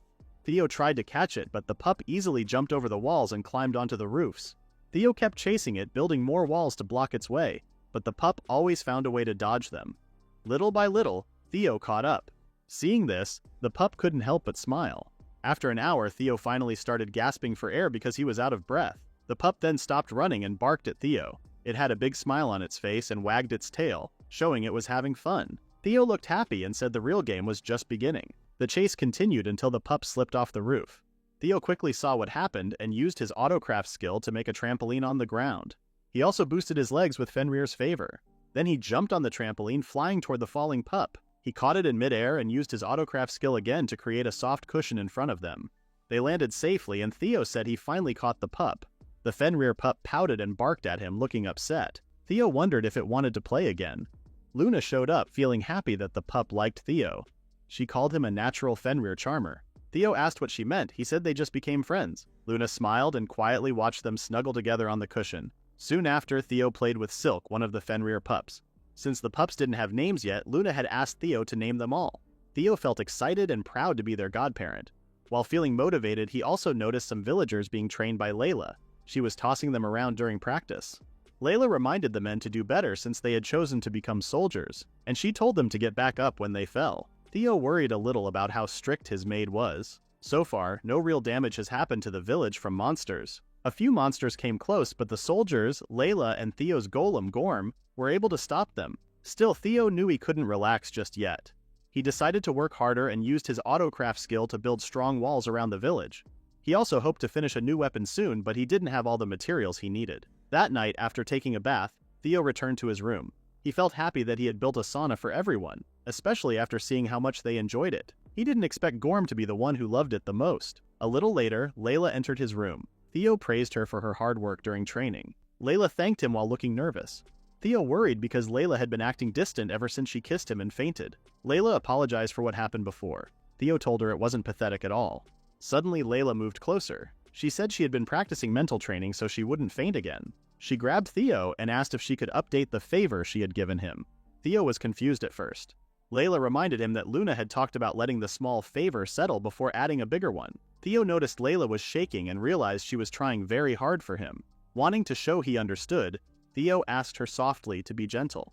That broke Layla's self-control. She said she wanted to finish quickly but blamed Theo for what was about to happen. Before Theo could ask what she meant, Layla kissed him. Theo felt overwhelmed as Layla kept kissing him and gently pushed him down onto the bed. She didn't stop and gave him all the favor she could through her endless kisses. The next day, Theo looked very tired while Layla seemed full of energy. She happily continued training the villagers. Theo decided to visit the fields to check on the crops. As he got there, he noticed a stranger asking if he could taste some of the vegetables. After taking a bite, the man, who had animal-like ears, shouted in French about how good the vegetables tasted. He said they were juicy and sweet and even offered to buy them. Theo became curious about who the man was and walked toward him. However, the man seemed more interested in the Fenrir pup nearby. He even wondered aloud how much the pup's fur would sell for. Theo got angry and demanded to know what the man planned to do with his friend. He also asked who the man even was. The stranger introduced himself as Laurent from the Bestia company. Out of nowhere, Laurent pulled out a hairbrush and asked if he could take a small sample of the Fenrir pup's fur. Suddenly, Jack arrived, riding on Gorm's back, and called Laurent a trespasser. Laurent defended himself, saying he had done nothing wrong. He explained that he found it strange to see people living and growing crops in the land of death, which was supposed to be a lifeless place. He admitted he got curious and decided to investigate. Seeing a golem like Gorm made him believe a skilled alchemist was nearby. Laurent said the village was interesting and that he wanted to continue exploring. Without warning, Theo trapped Laurent in a magical cage. Theo wanted to hold him there until they could figure out if he was a threat. Laurent, surprisingly, was impressed. He said he had never seen such magic before and even admired the cage's texture. Seeing the golem, the Fenrir pup, the amazing crops, and Theo's magic, Laurent called the village a utopia and a gold mine. He even thanked the gods for his good fortune. Theo grew more suspicious and wondered who Laurent really was. Just then, some villagers came running with urgent news. 10 earth dragons were heading toward the village and would arrive in 20 minutes. Theo was shocked. Fighting one earth dragon was usually manageable, but 10 at once was unheard of, even in the land of death. Out of nowhere, Laurent spoke up and wondered if the earth dragons were still chasing him because he had wandered into their nest. Theo quickly connected the dots. Laurent admitted that the dragons might be following him. Theo couldn't believe it. This trespasser had not only invaded their village, but had also led a pack of dangerous monsters straight to them. Theo was left wondering what kind of trouble this man would bring next. Earth dragons did not have wings, but they were the toughest among all dragons. Theo could not believe Laurent had led such creatures to their village. Laurent said he did not expect it to happen. He only took a quick look and did not think the earth dragons would chase him. Still, he felt proud because he had managed to play a kind of tag with them, which was a big deal. But Theo remembered that earth dragons were usually gentle. They were often used for farming and carrying goods. It was strange that they had not only left their nest, but also chased Laurent. Theo thought there must be another reason besides Laurent. In any case, he told Laurent to stay inside the cage while the village handled the dragons. Laurent begged him not to leave him like that. At the same time, Aisha led the villagers into an underground shelter. Everyone felt scared after hearing that 10 earth dragons were coming. Aisha calmed them down, reminding them that this village had strong defenses, unlike their old one. She also said that their soldiers had been training hard every day. She believed that Theo and the others would be able to face whatever was coming. On the village walls, everyone got ready. Theo saw from far away that the earth dragons were moving into the cannon's range. Luna showed up and asked if Theo needed help. Theo said he appreciated it, but he wanted Luna and Layla to wait for now. He thought it was too risky to use their strongest fighters right away because they didn't know how much stronger the monsters had become from the noxious air. He also wanted to see if the cannons alone could stop the monsters, which would help lift the soldiers' spirits. A villager shouted that the earth dragons were now within range. Theo told his troops to get ready to attack. At his signal, the cannons fired together. The cannonballs flew through the air and crashed down on the monsters, shaking the ground.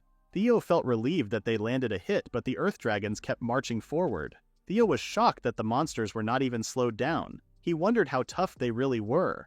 The soldiers started to worry that the cannons were useless. Even Theo began to feel nervous and thought about calling in Layla and Luna. Still, he worried that even they might struggle against the dragon's thick armor, or that something unexpected could happen. Theo believed they could defeat the earth dragons if he had finished building his new weapon, but he didn't have the ultra-high-quality magicite needed to power it. To get it, he would have to take it from a dragon. At that time, Laurent said he had the dragon magicite that Theo was looking for. Theo was surprised to see him out of the cage. Laurent explained that his curiosity could not be stopped because he wanted to hug his golem. When Theo asked if he really had the dragon magicite, Laurent casually showed it to him. He also showed a certificate to prove it was real, but Theo, using his appraisal skill, had already confirmed it. Still, he wondered why someone like Laurent had it. Laurent explained that he had planned to use the magicite to make a deal with the elves. Theo was confused, so Laurent shared that there were rumors about elves living in a village farther north, in the land of death. He had hoped to find them and trade for big profits. However, he never found the village, and the rumor stayed just a rumor. Instead, Laurent decided it was better to invest in a gold mine in a village he recently discovered. Theo quickly understood what he meant. Laurent was willing to give him the magicite, but in return, Theo had to protect the village and agree to make an exclusive deal with Laurent's Bestia company. Those were Laurent's conditions. Laurent thought Theo would need time to decide, but Theo accepted right away. He believed the magicite was the only way to help them survive, and having an outside connection would be good for the village. Even though Theo didn't fully trust Laurent, he thought this deal could bring great benefits. Laurent was speechless for a moment but agreed and sealed the deal with a handshake. He realized he had underestimated Theo. Laurent then handed the magicite to Theo, and was surprised when he saw the weapon it was embedded into. Theo had finished building the magic cannon. Seeing the magic-powered weapon, Laurent wondered how strong it would be. Theo said they would use it right away without testing. He pulled the trigger, believing it would be stronger than a normal cannon. With a push of a button, the magic cannon fired something like a railgun and hit the earth dragons that were approaching. A huge explosion covered the area. Everyone was shocked by the blast, and even Laurent was impressed. Theo himself was surprised by its power. A villager went to check and confirmed that the earth dragons were completely destroyed. Everyone started to celebrate. Aisha and the others who had evacuated heard the cheering and felt relieved, believing they would be safe. However, as the dust cleared, new monsters appeared. This time it was wyverns, and there were too many to count. Theo glared at Laurent, but Laurent swore he had nothing to do with it. If not Laurent, Theo wondered what could be happening in the land of death. For now they had a bigger problem. The magic cannon needed time to recharge and regular cannons could not fight wyverns. At that moment, Layla and Luna stepped forward ready to help and claiming it was their turn to act. Layla and Luna calmly faced the wyverns. Layla said it had been a long time since she last fought dragon-like creatures. Luna said she hadn't done any exercise lately. Theo felt glad he had kept them nearby earlier. He asked them to hold off the wyverns without pushing themselves too hard because the magic cannon would be fully charged again in 10 minutes. He also told the soldiers to get the other cannons ready.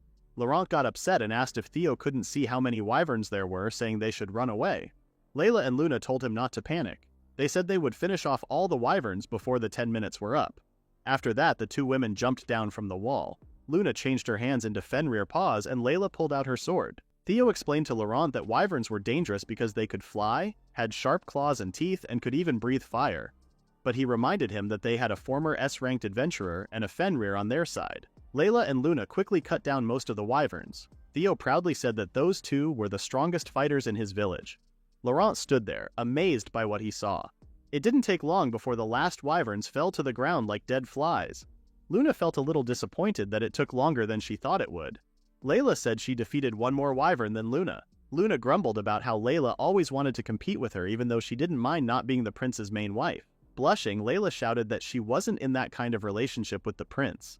Suddenly, Luna complained about having to fight more wyverns without using her full power. Layla asked what she meant. More wyverns then flew in, but this time from a different direction. Theo was shocked. Even Luna started to feel that something strange was happening in the land of death. On top of that, they were too far from the village and wouldn't make it back in time. In a panic, Theo ordered the normal cannons to fire, but they couldn't hit the flying enemies. The magic cannon wasn't ready yet either. Just when Theo thought it was over, a girl appeared and told him to leave it to her. With one big swing of her sword, she cut the wyverns in half like it was nothing. Everyone was stunned, especially Theo, because he recognized the technique she used. The girl stood in front of Theo and said it had been a while. It turned out to be Alice, who had been looking for him. Theo asked why she had come. Alice said she heard Theo was banished and thought he had been crying because he was lonely. Theo said he wasn't crying but still thanked her for worrying about him. Alice quickly added that she didn't come because she was worried. At that moment, Luna and Layla arrived and asked what that powerful attack was. Layla was surprised to see Alice, and Alice was also surprised to see Layla. Layla thanked Alice for the help, but then went straight to Theo to accept punishment for failing to defeat the wyverns. She even started to undress, saying she would atone by offering her body. Theo quickly stopped her and told her she had already been a big help. He asked her to put her clothes back on. Luna then clung to Theo, asking for a reward since she did well.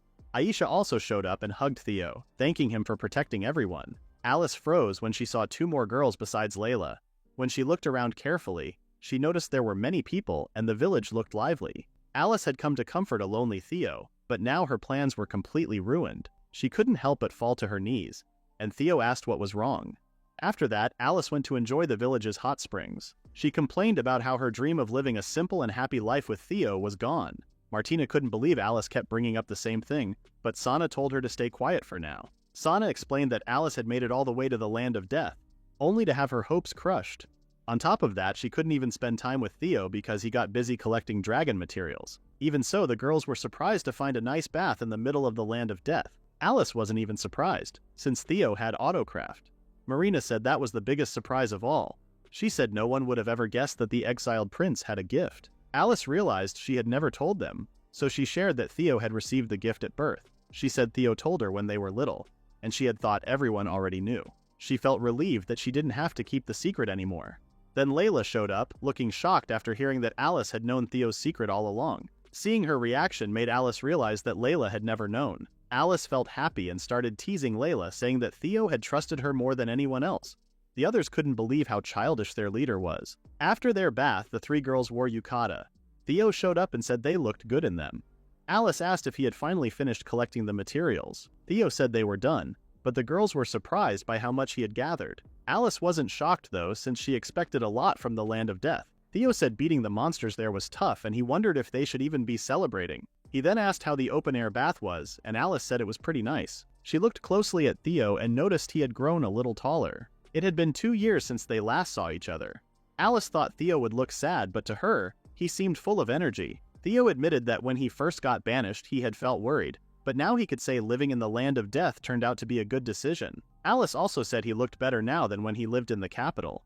Theo was happy to hear that, and he mentioned that Alice had gotten even cuter. Alice blushed right away. She started scolding Theo, saying he was getting too confident just because he had grown taller. Theo said he was just being honest about what he thought. Sana jumped in and explained that Alice was just feeling shy. Sana also shared that when Alice heard about Theo's banishment, she panicked and decided to go save him because she loved him. Alice quickly smacked Marina's face and warned her not to say things like that.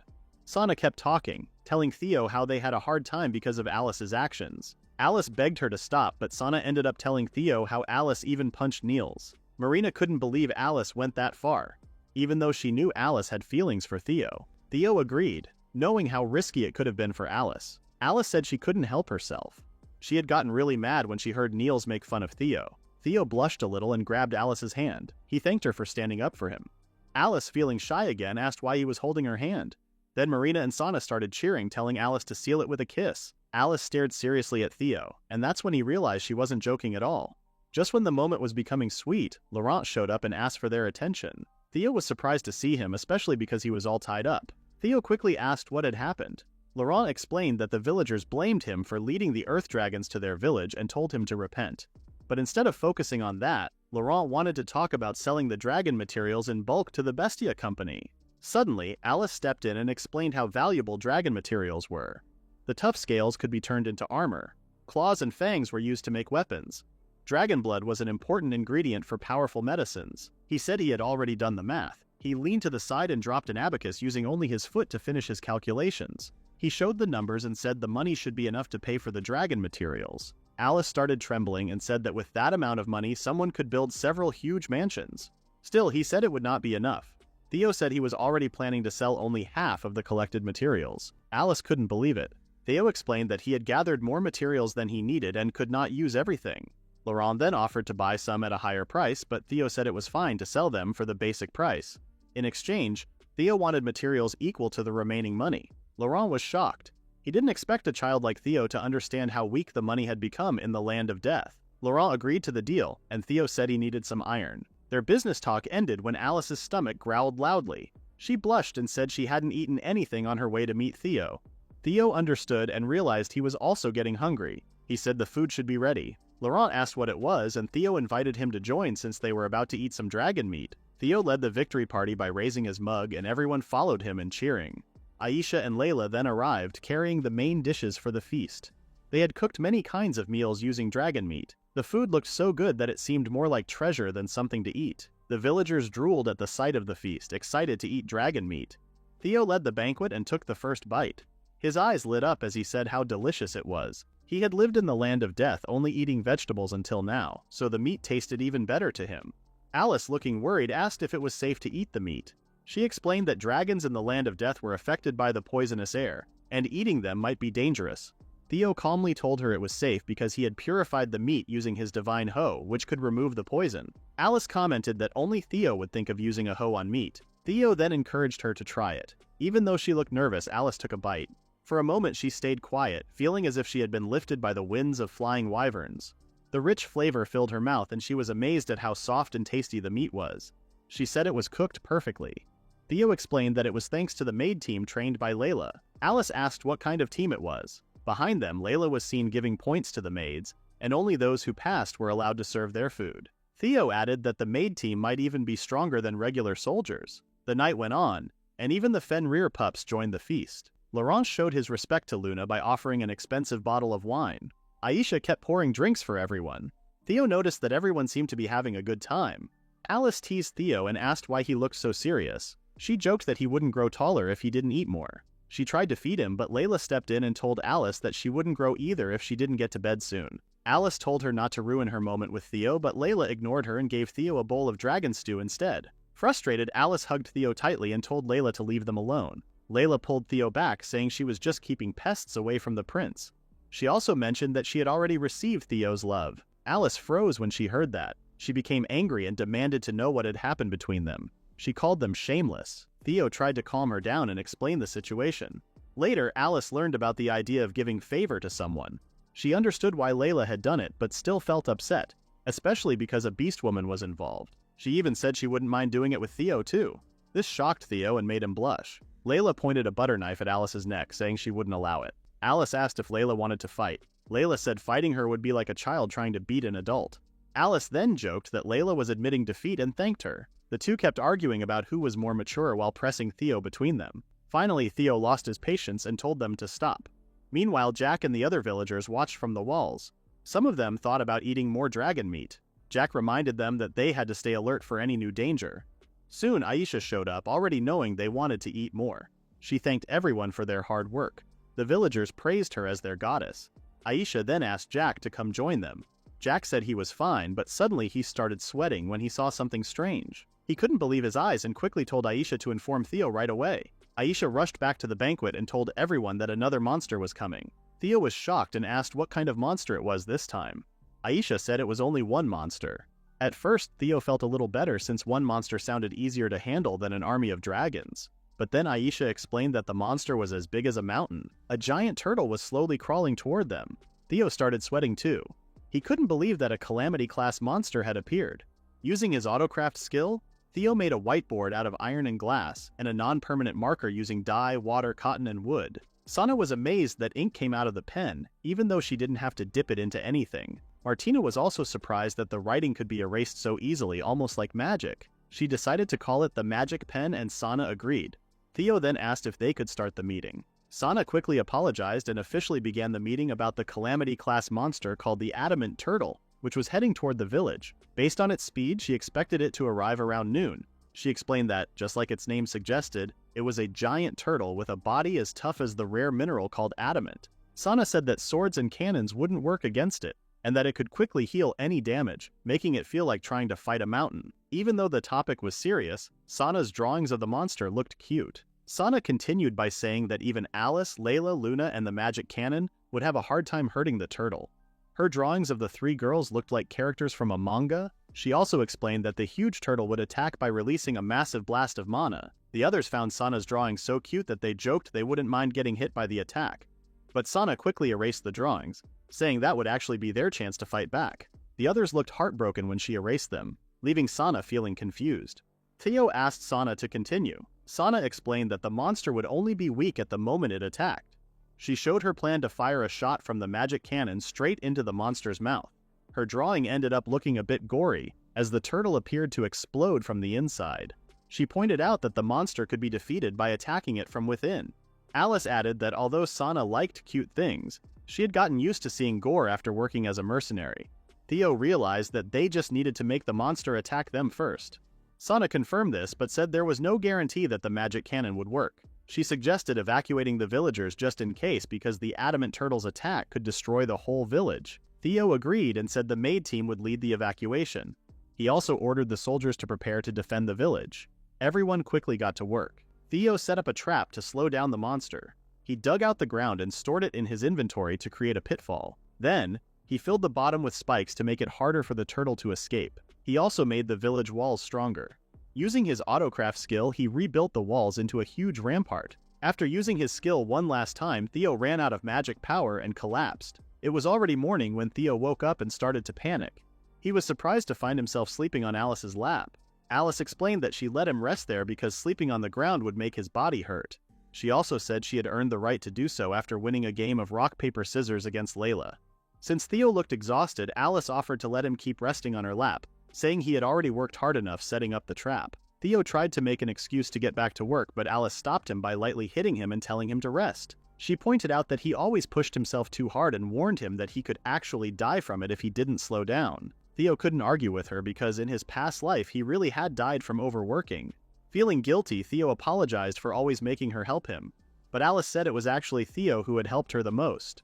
Theo didn't understand and asked when that happened. Alice called him clueless and reminded him of when she first got the hero's power at just 8 years old. The hero's power was given to anyone who was a good match for it, no matter their social status. Alice was shocked because she was just the daughter of a diner owner, but suddenly she became a hero. Her life changed completely when she was taken to the castle. Even though she was still very young, she was forced to train with adults. Her trainer often beat her during training, shouting that she needed to work hard for the kingdom's sake. Anyone who received the hero's power was brought to the castle and put into a special program. Alice was taught sword fighting, magic, battle strategies, and more. But it wasn't really training. It was a brainwashing process meant to turn her into living weapons called heroes. While young Alice walked through the castle halls, people whispered to each other, telling everyone to stay on the hero's good side. She wondered if they even knew she had stronger hearing because of her powers. Alice went to the garden by herself, complaining in her mind that there wasn't a single decent person in the whole castle. All she ever heard was talk about the hero and empty praises. When she thought about it, she realized that ever since she arrived, no one had even called her by her real name. To them, she was just a tool, the hero, not a real person. Alice remembered the times when she was just a simple tavern girl, serving lively customers at her parents' diner. Thinking about it made her cry quietly, wishing she could go back home. She thought about the person who helped her during those hard times, Theo. It was Theo who first came up to her, calling her by her real name and giving her a handkerchief to wipe her tears. Alice believed Theo was the first to see her as a real person, not just the hero. She had been too embarrassed to say anything back then, but now she wanted to thank him properly. Because of him, she felt she could still stay true to herself. Theo had said it was nothing special, mentioning he didn't really have any other friends besides her. Alice joked that while she became a master of the sword, Theo became a master of loneliness. Theo quickly pointed out that he still had his mother and Garland. Suddenly, Alice became serious. She suggested they do something before their fight with the turtle. She reminded Theo about the favor they talked about the night before. Shyly, she asked if Theo could do it together with her. Theo was so surprised that he couldn't even find the words to answer. After a few seconds, Theo blushed. He asked Alice if she even knew how the favor was transferred. Alice said she did and asked him not to get the wrong idea. She explained that she was only doing it because she would feel bad if Theo died because she didn't do anything for him. She then wondered if Theo didn't want to do it with her. Theo said he just thought Alice would have refused. Alice grabbed his face and told him to be quiet. Without hesitation, she leaned forward and kissed him. However, their teeth clashed loudly, and both of them felt the pain. Still, Alice didn't give up and kissed Theo again, this time more properly. After letting go for a moment, she kissed him once more. Theo had now kissed 3 girls, unlike some of the viewers who were still single. Anyway, even though Alice was blushing too, she teasingly called Theo a pervert for turning red. Theo was sure that Alice was the one who looked like a boiled octopus.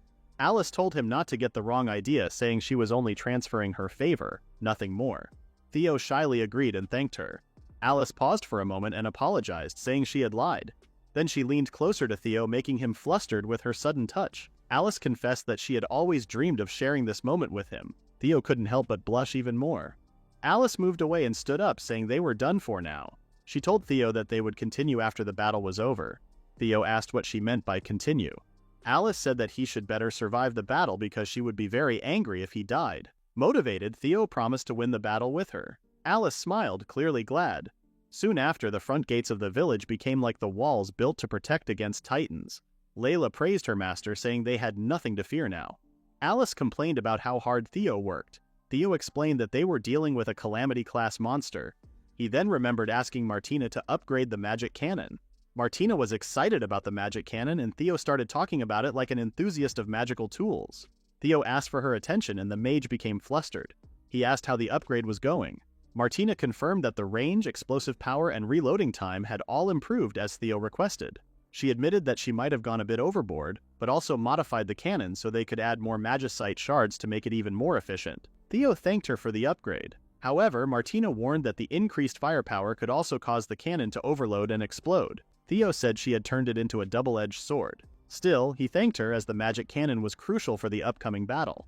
Blushing, Martina said it was no trouble at all and slowly sneaked away. Theo got the feeling she was avoiding him. Luna appeared and called Theo a popular man. Theo said everyone was just being nice to him. Luna called him dense. She then asked if Theo was fine and didn't need her to fight. Theo said he heard from Layla that Luna couldn't fight at her full strength. Luna agreed, explaining that releasing her divine power would only attract someone even more annoying. Theo then asked her to protect the villagers, since that was something only she could do right now. Luna wondered what he meant by that. Luna broke into a cold sweat when she saw a huge house on wheels. Theo explained that even the underground shelter wouldn't be safe from the adamant turtle, so he had created a mobile house. He asked Luna to move the house to safety once the turtle's attack reached it. Luna agreed, saying this was something only she could do. She swore to protect all the villagers as Theo asked. Theo thanked her. Noon arrived, and with it came the adamant turtle. Theo said he felt nervous, and Sana understood why. They were about to face a calamity-class monster. Theo wondered why the monster was attacking them, since creatures like the adamant turtle were usually calm and would only attack if provoked. Sana then shared that Martina had discovered something important. Martina had noticed something strange about the wyverns and decided to investigate them. She found signs of a mind control spell on the monsters. Theo was shocked. Sana believed that the earth dragons were likely under the same spell and that the adamant turtle was probably controlled too. This made Theo realize that someone was deliberately attacking his village. However, Sana explained that the mind control spell required a huge amount of mana and rare magical items. To get those, someone would need the wealth of a royal family. Whoever controlled the adamant turtle must have used a lot of resources, so Sana doubted the person behind it would stop at just one monster. She said this could be their last battle against the monsters. Theo thought about the video games he played and the boss battles he fought. As he listened to Sana, he realized his racing heart wasn't from fear. It was from excitement. He didn't want to admit it out loud, but he was eager for the fight ahead. The adamant turtle slowly moved toward the village. Theo stood on the magic cannon waiting to stop the giant creature first. Suddenly, the ground cracked beneath the turtle's weight, and it let out a roar as it fell into a giant spiked pit. Theo was happy to see that the trap worked, and with his signal, all the cannons fired. The cannonballs exploded on the trapped turtle. Theo thought that if they kept shooting, the turtle might open its mouth for a long-range attack. When that happened, he planned to fire the magic cannon into its mouth and destroy it from the inside. But then, the giant turtle began to lift its legs. Sana noticed this and quickly told Theo that the adamant turtle was escaping the pit. Theo was surprised because he thought the pit would hold it longer. But the pit wasn't their only plan. Alice and Layla were also ready to act. Layla told Alice she didn't want to be a burden, and Alice asked who Layla was talking to. The two of them got into position and used their special techniques. They combined their attacks, sending a huge X-shaped sword slash toward the monster. The strike was so powerful that it caused the turtle's front left leg to bleed. The two girls told the turtle to stay down, making the pit its final resting place. With one of its legs injured, the turtle fell back into the pit. Theo was pleased that the girls had wounded the giant monster and ordered the soldiers to keep firing as soon as the cannons were reloaded. The cannonballs continued to fly toward the adamant turtle, and its patience finally ran out. It let out a loud, deafening roar. Sana said it was about to attack. Theo realized that this was the moment they had been waiting for. The adamant turtle opened its mouth wide, charging up for a long-range attack. But to everyone's surprise, it aimed downward at Alice and Layla. No one expected this to happen. Theo couldn't target the inside of its mouth, and now Layla and Alice were in its range. The two girls realized the giant monster was focusing its anger on them. Alice quickly thought of a plan. She jumped high into the air, taunting the giant turtle and hitting its chin with her sword. She yelled at it to look at her. Now Theo could see the turtle's mouth and aim for it, but Alice was right in the middle of its magic cannon's line of fire. Just then, Alice vanished from sight. Theo was shocked. Layla had grabbed Alice and pulled her away. Alice was impressed that Layla had figured out what she was doing. Layla said she thought Alice might be trying to make a suicide attack. Theo realized this was his only chance and fired the magic cannon. The blast was much stronger than before, even stronger than the one used against the earth dragons. The shot hit its mark, and the adamant turtle exploded with a massive, thundering sound from the inside. Everyone watched as the giant monster crashed to the ground with a loud thud. Sana cheered, saying they had won and that the adamant turtle was down. Theo and the villagers celebrated. Alice and Layla clinked their sword hilts together as a sign of respect. Sana couldn't believe they had actually defeated a Calamity-class monster. Theo thanked Sana for the plan she had made. Sana said it was a team effort. Theo asked where Alice and Layla had gone. Sana pointed to a rock, and Theo saw the two girls looking in his direction. Theo asked when they had gotten there, and Sana confirmed that the two had moved really fast. But at that moment, the adamant turtle's eyes suddenly lit up, as if it were still alive. The giant monster rose from the ground. Theo couldn't believe it was still alive after getting hit by the magic cannon. Layla and Alice were also shocked by how tough the monster was. The adamant turtle let out a loud roar, and everyone saw it trying to crawl out of the pit. Theo realized the monster was now more careful and would not open its mouth again. It had only one thing left to do: charge at the village with its huge mountain-sized body. Theo had built a stronger wall to protect the village, but he didn't know how long it would last.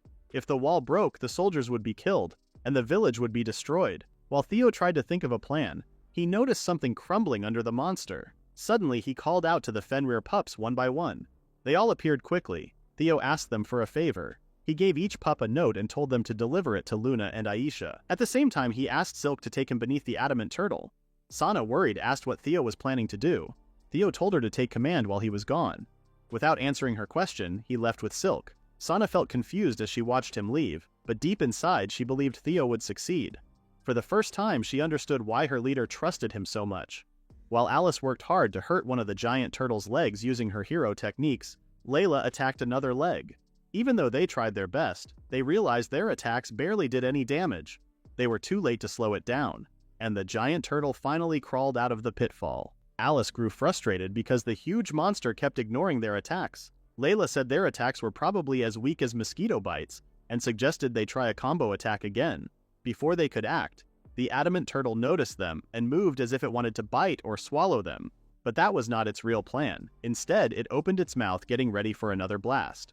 The girls quickly realized that the turtle was planning to blow itself up and take them with it. Layla pointed out that it was probably a smart move since the turtle trusted its strong body and healing ability, while also protecting its mouth from any more magic attacks. Alice knew that beating such a clever turtle would not be easy. Layla pulled Alice away, knowing they needed to escape fast. She asked Alice to protect her while she carried her, and Alice agreed, though she wasn't sure if they could get away in time. Suddenly, Theo shouted for them to get down. He used his autocraft skill to create a huge spear that shot up from the ground and stabbed the turtle under its chin. The power the turtle was building up inside its mouth exploded, causing it to hurt itself. Theo happily called out to the girls and asked if they were okay. The two of them got angry and asked why he was standing in the front lines. Theo explained that the adamant turtle had become much more careful, and the magic cannon was no longer enough to beat it. However, he said he found another way to defeat it.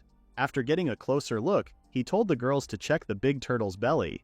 The girls finally noticed that there were cracks on its shell. Theo believed the magic cannon had caused those cracks, and if they wanted to beat the turtle, they needed to hit that weak spot with a strong attack. Alice understood what needed to be done, but Theo told her to wait. He knew Alice was their strongest attacker, but he believed even she would struggle to break that spot alone. That's when Theo shared a plan he had come up with. After he explained it, the girls realized that the plan would be dangerous for Theo. Alice also pointed out that they didn't have enough people to make it work. Theo told them not to worry, saying help would arrive soon. Right then, Luna showed up and apologized for being late.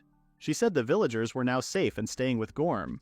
Luna mentioned she had read Theo's letter and was amazed by his clever ideas. Theo thanked her for coming. Layla reminded Luna that she couldn't fight properly and asked what she could even do. Luna confirmed that she couldn't do much in her current condition. That's why she had brought Sana with her. Theo was happy to see Sana too, but Sana complained about how rough they had been with her. With Sana joining them, Alice said they now had enough people, but they were still missing one. Theo told her not to worry because he had already made arrangements for that. He then turned toward the giant turtle and said it was time to put their final plan into action. Alicia carried a crate filled with shards of Wyvern's magicite.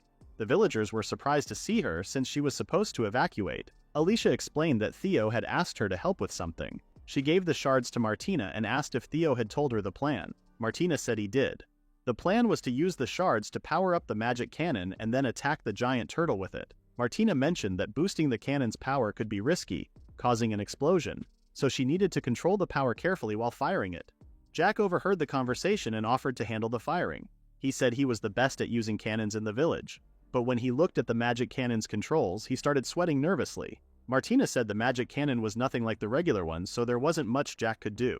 She said she would take care of it herself, even if it was dangerous. She also felt she had to meet Theo's expectations. Meanwhile, Theo arrived at his position.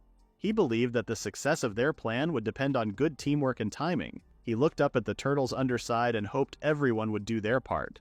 While the girls attacked the turtle's legs, Luna complained that it wasn't easy to keep the monster distracted until the signal came. Alice also asked where the signal was because they couldn't hold on much longer. Layla playfully asked Alice if she was already getting tired. Annoyed, Alice said she could still keep fighting and said Layla was the one who looked ready to collapse. Layla told her not to underestimate her. Luna started to wonder if these two weren't even taking the monster seriously. Even Theo was surprised that the girls could argue like that while facing such a dangerous creature. But he had to admit, they were doing a great job keeping the turtle busy. The only problem was the magic cannon. He had given Martina a risky job, and all he could do now was believe in her and wait. Back at the village wall, Alicia asked everyone to listen. She told them she knew how to fire the magic cannon. Everyone stared at her, confused. She said it again more clearly that she knew how to use it. Jack snapped that they heard her, but he wanted to know how she knew. Alicia explained that she had been watching Theo very closely, not in a strange way, but because it was her job as his maid. She had seen him build the magic cannon and practice with it, and by watching she had learned how to use it. Everyone was shocked that Alicia had figured out something so complicated. Even Martina thought it was amazing.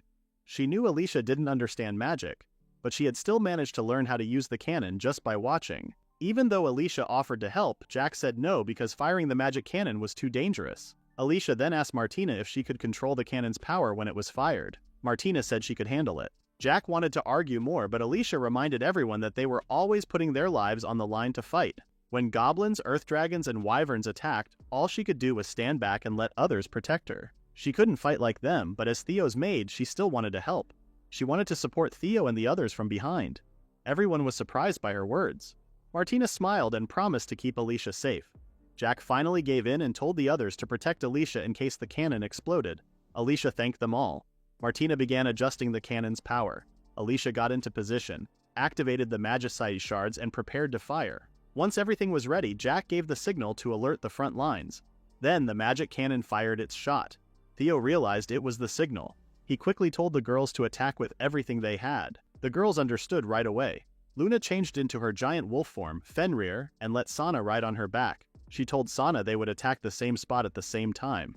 Alice became serious and used her special skill. Alicia reloaded the magic cannon and fired it. Layla also used her strongest sword move to clear a path for Theo. She quickly slashed one of the turtle's legs. Luna and Sana hit another leg together. Alice used her heroic power and cut through another one. Alicia fired a stronger shot with the magic cannon and blew off one more leg. When Theo saw the adamant turtle in pain, he realized all of its legs had been taken out. The huge turtle started to fall just like the sky was crashing down. Theo thanked everyone for their hard work. Then he opened his inventory and pulled out everything he could. He remembered the tallest building he had seen in Tokyo from his past life. Theo shouted that the monster should be crushed by its own weight. His autocraft skill worked at full speed, building a steel tower with the materials from his inventory. The tower looked just like the famous Tokyo Tower. It rose up in an instant and stabbed through the bottom of the giant turtle, going all the way down to the tower's base. The monster let out one last roar and dropped its head to the ground. The girls saw that Theo had succeeded. The villagers started to cheer and celebrate. Theo smiled. They had finally done it. But then he suddenly felt weak and his vision got blurry. He started to fall, but Alice and Layla rushed to catch him just in time. With Theo in their arms, they told him he did a great job. Meanwhile, in a castle room in the Fornia Kingdom, Niels sat proudly on a fancy chair, holding a cup of expensive wine. He laughed and said that Theo and Alice must be feeling hopeless by now. He didn't like that he had to use so many magical items for his mind control spell. But it worked. He had taken control of the adamant turtle. He believed the village was doomed. Still, he was curious about how Theo had managed to reclaim the land of death. So he sent a spy to check on Theo's life, expecting to hear bad news. Instead, the spy reported that Theo was farming the land and had built a real village. The news made Niels feel sick. Suddenly, someone contacted Niels through a magic crystal. Niels thought they were calling to tell him the village had finally been destroyed, but instead they said the adamant turtle had been killed. Niels was shocked. He shouted that it couldn't be true. The turtle was a calamity-class monster, and he had even sent earth dragons and wyverns first to weaken the enemies. The person on the crystal said they were sorry, but it really happened. Niels told them not to joke about something so serious. He had used rare magic and even his sacred energy for this plan. His helper also didn't understand what went wrong. Niels couldn't believe it. He angrily asked how someone like Theo, who had no talent and had been rejected by the goddess, could have survived those attacks. Then he guessed that Layla and Alice must have helped Theo. Depending on others was just what he expected from someone like Theo. Niels got so angry that flames burst out from him through magic. He yelled that it wasn't over yet. He swore he would send Theo to the underworld himself. Meanwhile, Theo had just woken up and thought it was morning. But when he looked out the window, he saw that it was already night. He suddenly felt nervous and quickly got out of bed, worried about the adamant turtle. Outside, the huge monster's head was on display in the village's main plaza. Theo felt relieved. They had really defeated it. The villagers saw him and cheered. They ran to him asking if he was okay. Alice rushed over too, asking if he was hurt anywhere. Theo told her he was fine, but he still felt a bit dizzy and unsteady. Alice told him not to push himself too much since he wasn't very strong. Theo laughed a little and said he was sorry. The two of them stood quietly looking at each other. At the same time, they both remembered the kiss they shared. Their faces turned red and neither of them spoke. Theo then thanked Alice for giving him the hero's favor. Before the fight, he had used his analysis skill to check it and saw that it was a strong power. The hero's favor made divine powers easier to use. Because of that, Theo had been able to create the giant steel tower. Alice felt happy that she could help, but she also said that Theo had done a lot during the battle too. Blushing, she said she wouldn't mind helping again. She had made a promise to him after all. Theo paused when he saw how red her ears were. He realized she was really embarrassed and he thought she looked cute. Then Alice invited him to her room. As soon as they entered the room, Alice pushed Theo against the door and locked it. She said she wouldn't let him leave the room for the rest of the day. Theo agreed. Alice then kissed him deeply, whispering his name as their tongues intertwined. Theo noticed she had become better at kissing since last time and wondered if it was because of her capability to learn faster as the hero. Alice didn't hold back anymore. Between kisses, she told him she loved him over and over. Theo remembered the past Alice, who was usually distant. However, right now she kept confessing like this. He couldn't hold back anymore and pulled her into a tight hug. Surprised, Alice asked what he was doing, but he didn't answer. Instead, he dragged her to the bed without breaking the kiss. When he finally pulled away, Alice lay beneath him, pinned to the bed. She warned him not to get carried away, but Theo thought she looked adorable. He wondered if she became more submissive when he took control. Deciding to test that, he kissed her again, this time more aggressively, even touching her breasts. But suddenly, Theo's eyes went blank, and he collapsed on top of her. Alice gasped, saying it was too soon to do the deed until she realized he had actually passed out. Meanwhile, Theo ended up in a place that felt oddly familiar. He soon realized that he had arrived in the realm of the gods. Suddenly, someone said sorry for ruining his fun. A goddess was sitting nearby, looking a bit upset. Theo was surprised to see her and nervously asked if he had died while kissing Alice. The goddess told him he wasn't dead. She said his body was actually being shaken by a very angry Alice in that moment. Theo admitted that a simple kiss shouldn't be enough to kill him. But the goddess said he had almost died though. She then reminded him about Luna's warning that he should wait for the favor to settle before adding more.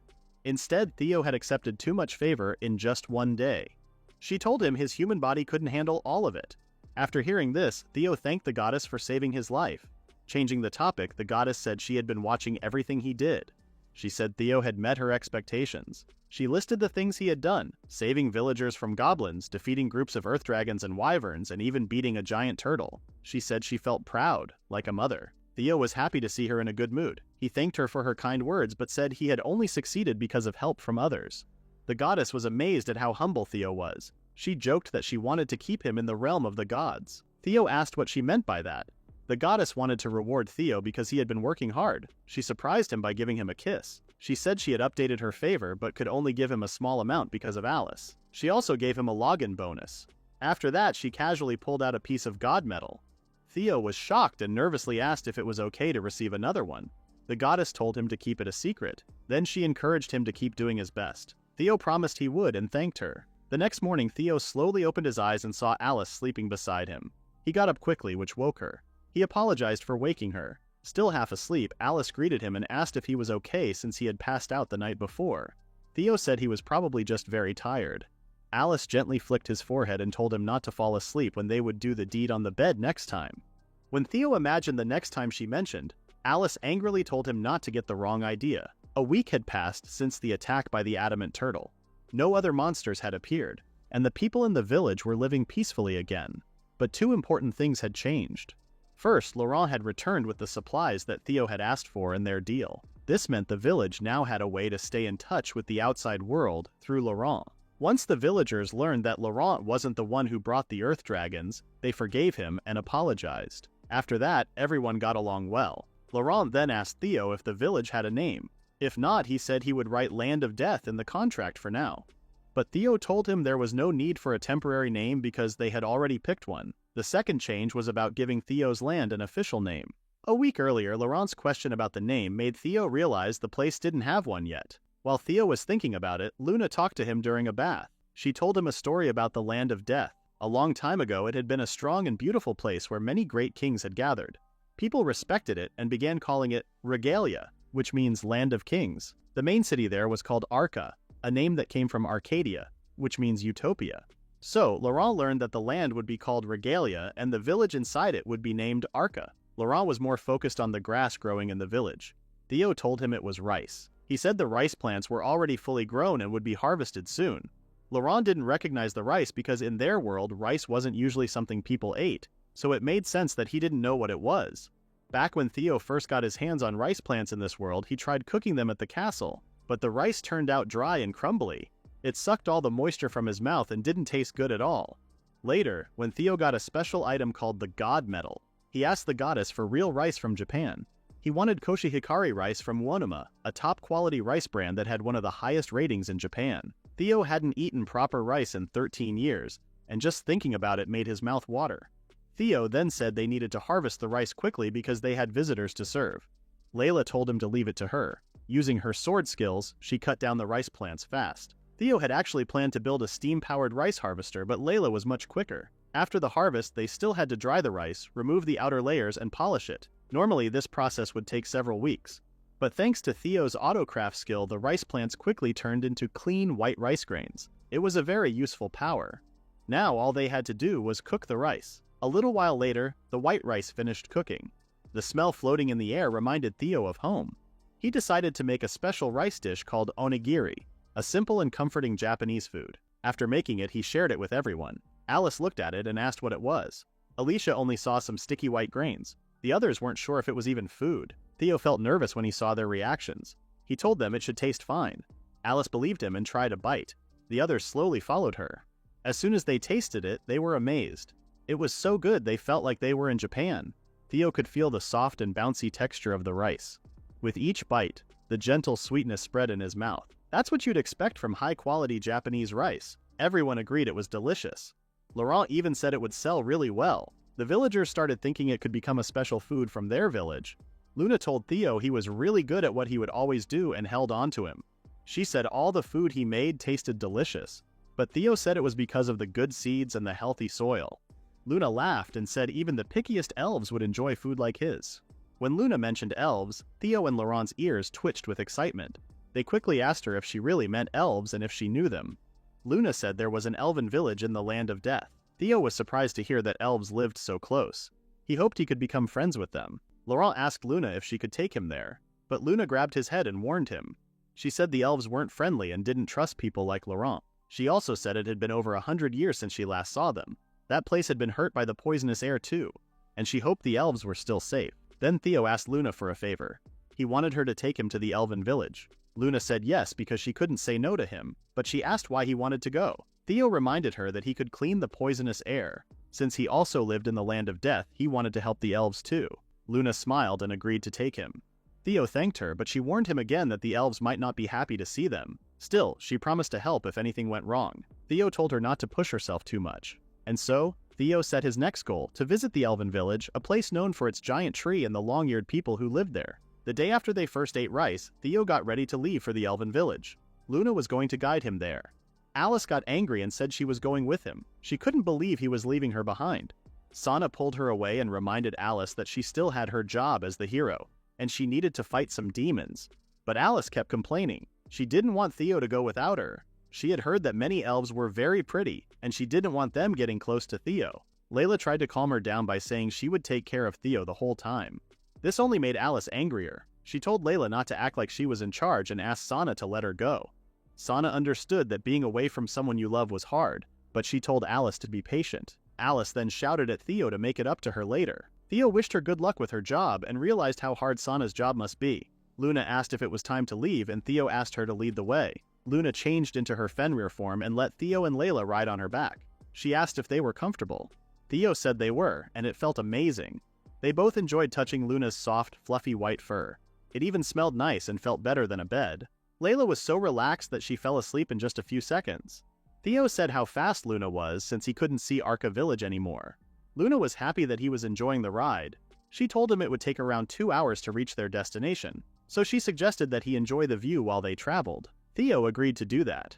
Even though he sometimes forgot while he was in the village, Theo remembered how empty and lifeless the land of death really was. He said loudly that he wanted to clean the poisonous air in the area one day. Luna said she would really like that.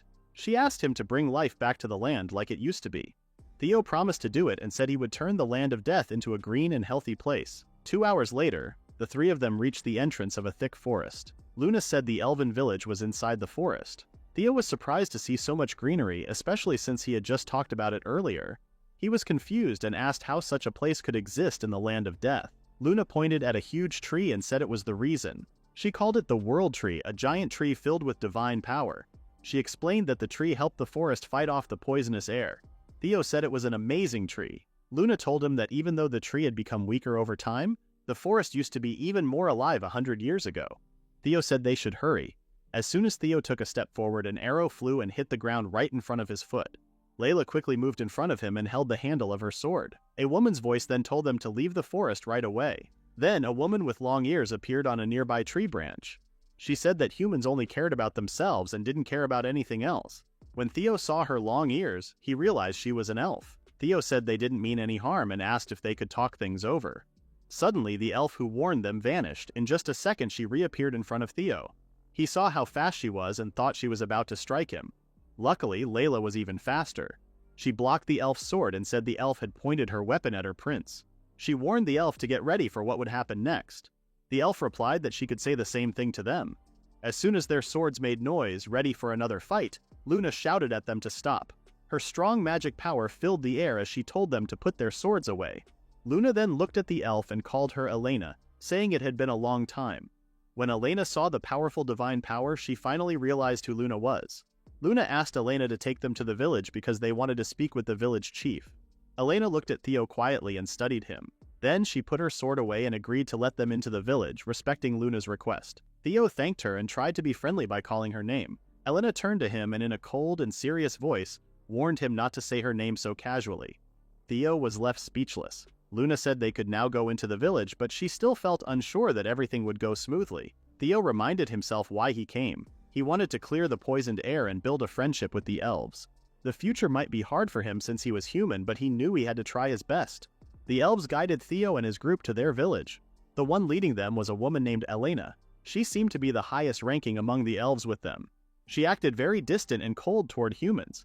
Theo wondered how he could become friends with her. It didn't take long for them to reach the village, which was called Ilfa. Theo was amazed by how different it was from any human village he had seen. The elves lived closely with nature, and their homes were built up in the trees. Elena said that the village chief had already been informed and told them to follow her. As they walked through the village, Theo noticed how tense the atmosphere felt. He wondered if it was because of the miasma in the area. The elf villagers looked surprised to see humans and seemed worried about why they were there. Theo felt their stares as if they were being judged. He already knew that elves didn't like humans, but he didn't expect them to be this unfriendly. He began to wonder what kind of bad history the elves had with people like him. Soon he remembered they were about to meet the village chief. He became nervous, unsure of how the meeting would go. In his mind, he imagined the chief as a big old elf with huge muscles who might treat him like a piece of gym equipment. They finally reached the chief's house. Theo quietly hoped that the chief would be someone they could talk to peacefully. When they entered the house, he was surprised to see a beautiful elven woman waiting for them. She introduced herself as Anna Rose, the village chief. Theo had expected to see huge muscles. Something else was huge. Luna mentioned it had been a long time and didn't expect Anna to be the chief. Anna explained that her father had passed away from the miasma 10 years ago, and she had taken his place as leader. Luna said sorry for bringing up painful memories. Anna said it was alright, but what mattered more was understanding why they had come to the village. Later on, she found out about Theo's plans to live and work together with them as fellow residents of the land, but she still wanted to understand why Theo had built a village in their territory in the first place. Theo struggled to find the right words. He remembered Luna's warning not to tell the elves that he was a prince. She had explained how elves disliked those in power, and especially hated royalty. At first, Theo thought everything would go more smoothly if he just pretended to be a simple secretary. But he realized that hiding the truth would prevent him from forming real friendships with them. So he didn't hold back. He told them he was the third prince of Fornia and had come to the land of death under his father's orders. When the elves learned he was royalty, they were shocked. Elena pulled out her sword, clearly upset, and questioned if he had also come to take their home away. Anna quickly stepped in and told her sister to stop, saying she wouldn't allow any harm to come to their guests. But Elena ignored her. She said that if they waited again, it might be too late, just like it had been before. Anna, with a cold and serious tone, told her to stop and asked if she truly didn't understand. Finally, Elena calmed down a little and ran off without saying another word. Anna sighed and said her sister was difficult to deal with. She then looked at Theo and asked if she could ask something important. She wanted to know why Fornia was only now trying to take back the land after so many years. Theo answered truthfully. He said that his father's orders were only an excuse. The truth was that Fornia had no real interest in reclaiming the land. He admitted that he had been exiled to the land of death because he was seen as a failure who had been abandoned by the goddess. But even so, he was serious about turning the land into a place where everyone could live peacefully. He asked for the elves' help, not as enemies, but as people who shared the same land. Anna stayed quiet for a moment before she told her guards to leave the room. The guards were worried that the humans might hurt her, but Anna firmly said her words were final. One by one, the other elves left without a word. Theo was confused and wondered what Anna was planning to do. After the room was empty, Anna walked toward him and lowered her head. She apologized for what Elena had done and for her rude behavior earlier. Theo said it wasn't something she needed to bow for. Anna then said she had something important to share, something even her fellow elves shouldn't hear. That was why she asked the guards to leave. She began to explain what had happened to their village and why the elves had grown to hate humans. According to her, everything started 20 years ago. The elves had been living peacefully near the world tree for a long time. But over time, more and more of them got sick because of the miasma. They had no choice but to start thinking about leaving their home. However, they didn't know much about the outside world, so they reached out to the only ones they thought could help: humans. Luna was surprised to hear that the elves once had human friends. Anna confirmed it. She said they had helped a human adventurer who had gotten lost in the forest. The elves treated his injuries, and after that they stayed in touch even after he returned to the city. When the time came to move, they asked the man to help them relocate. Their plan was to travel to the southern forest, but it turned out to be a trap. Theo asked what Anna meant by a trap. Anna then explained that when they arrived at the place where they were supposed to move, there were armed humans waiting for them. These people turned out to be slave traders. They saw elves as something valuable and wanted to capture them because elves could be sold for a lot of money. Theo and the others were shocked to hear this. Anna said that the elves fought as hard as they could and tried to escape. She was in charge of watching the back of the group but ended up getting caught because she made a mistake. Luckily, her sister came to help her right away, so Anna didn't get badly hurt. They later found her underground tied up in chains. Because of this terrible event, the elves in the village started to hate humans. Elena, in particular, grew a very strong hatred toward them. That was when Theo finally realized why the elves had been acting cold and unfriendly toward them. Anna told him that she knew not every human was bad. But most of the other elves didn't believe that. They thought all humans were dangerous and couldn't be trusted. Theo said he now understood everything and promised to take his time to befriend the elves. Anna seemed confused and told him it wouldn't be easy. Theo simply said he would do what he could. Hearing this gave Anna a headache. Then Luna suddenly laughed for a while, patted Theo on the head, and told Anna that he was an interesting person. She asked Anna for a special favor, to give Theo a chance. Luna believed Theo might be the one who could help change the village. Anna also felt that there was something different about Theo compared to the other humans they had met before. Anna had made up her mind. Since Luna was willing to speak for him, she let Theo stay for a while. Theo thanked her and asked if he could look around the village. Anna gave him permission, and Layla immediately walked with him outside. Once outside, Theo realized the village was big enough to hold about 100 people. The elves watched them as they walked. Even though they knew Theo and Layla were allowed to be there and were friends of Luna, the villagers still wished they would leave. Theo could feel their sharp stares. He had noticed it when he first arrived, but now the air felt even heavier because of the miasma. Luna had told him the world tree was trying to keep the air safe, but it couldn't offer full protection. Theo started to think that fixing the bad air should be their first concern. Just then, an elven girl suddenly collapsed on the ground. Theo saw her and ran to help, but before he could get close, Elena stopped him by pointing her sword at him. She warned him not to go near the villagers. She said her sister might have allowed them to stay, but they should not cross any lines. Layla pulled out her rapier and pushed Elena's sword away. She complained that this was already the second time Elena had aimed her weapon at her master. Theo thanked Layla for standing up for him, but he told her to put her weapon away. He said he didn't want to break Anna's trust. Layla quickly returned her rapier to its sheath. Theo said he might be able to make some medicine for the sick elven girl. Elena couldn't believe what she was hearing. To her, it seemed like a child pretending to be a doctor. She hoped he would stop playing his little game once he saw how serious the situation was. She led them to the sickbay where many elves were waiting quietly for their final moments. The room was full of sadness and despair. Elena also blamed the humans for causing all of this. Layla saw how terrible everything was. Theo looked around and started to think it might be some kind of sickness spreading among them. He walked over to one of the patients to check.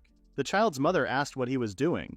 When he used his appraisal skill, it showed that the elves were suffering because of miasma. If it were just a disease, Theo believed he could make medicine to help them. But the truth was different. Everyone in the world already knew there was no cure for those who got poisoned by this deadly air. The girl's mother told Theo to stay away. He stepped back and began to think carefully if there was anything he could still try. Now that he had seen it up close, the strange dark marks on the elves looked exactly like the ones he had seen earlier on the wyvern meat. That gave him an idea. He chose to try the same method he used before and opened his inventory. He quietly apologized to the mother and asked her to move. Then he took out the divine hoe and held it tightly. The elves were completely surprised. They tried to stop him, but they were already too late. The moment the hoe touched the sick elven girl, a bright light filled the entire room. Everyone had to cover their eyes. In just a few seconds, the dark mark on the girl's body disappeared. The room went silent as the elven girl slowly got up. Her mother looked at her with wide eyes and asked if she felt anything. The girl said she didn't feel any pain anymore. Everyone was shocked by what they just saw. Elena asked if Theo had really healed someone affected by the miasma. Layla then teased Elena and asked if she finally liked her master now. Elena, confused and a little annoyed, wondered why Layla was the one acting proud. The elven mother thanked Theo for saving her daughter and gently asked the girl to thank him too. The girl gave her thanks. Theo felt happy just seeing that she was healthy again. He hadn't expected it to work, but now he realized he might be able to help all the elves. He asked if he could check on the others, and the elves quickly agreed. One by one, they let him heal them without hesitation. Elena stood nearby, quietly watching as each elf was cured. When night came, Layla praised Theo for doing a great job. Theo felt proud that he was able to help everyone. He was also happy that the elves seemed to trust him more. Layla didn't think it was just a small change, especially after seeing so many elves gather around him. Theo hoped things would continue like this the next day. Suddenly, Elena asked everyone to stop for a moment. They turned to her. She said Theo had been a big help and shyly thanked him for healing the villagers. Her shy expression made Theo blush a little, but she quickly added that he shouldn't misunderstand. He had only treated the symptoms. The real problem was the miasma that caused it all in the first place.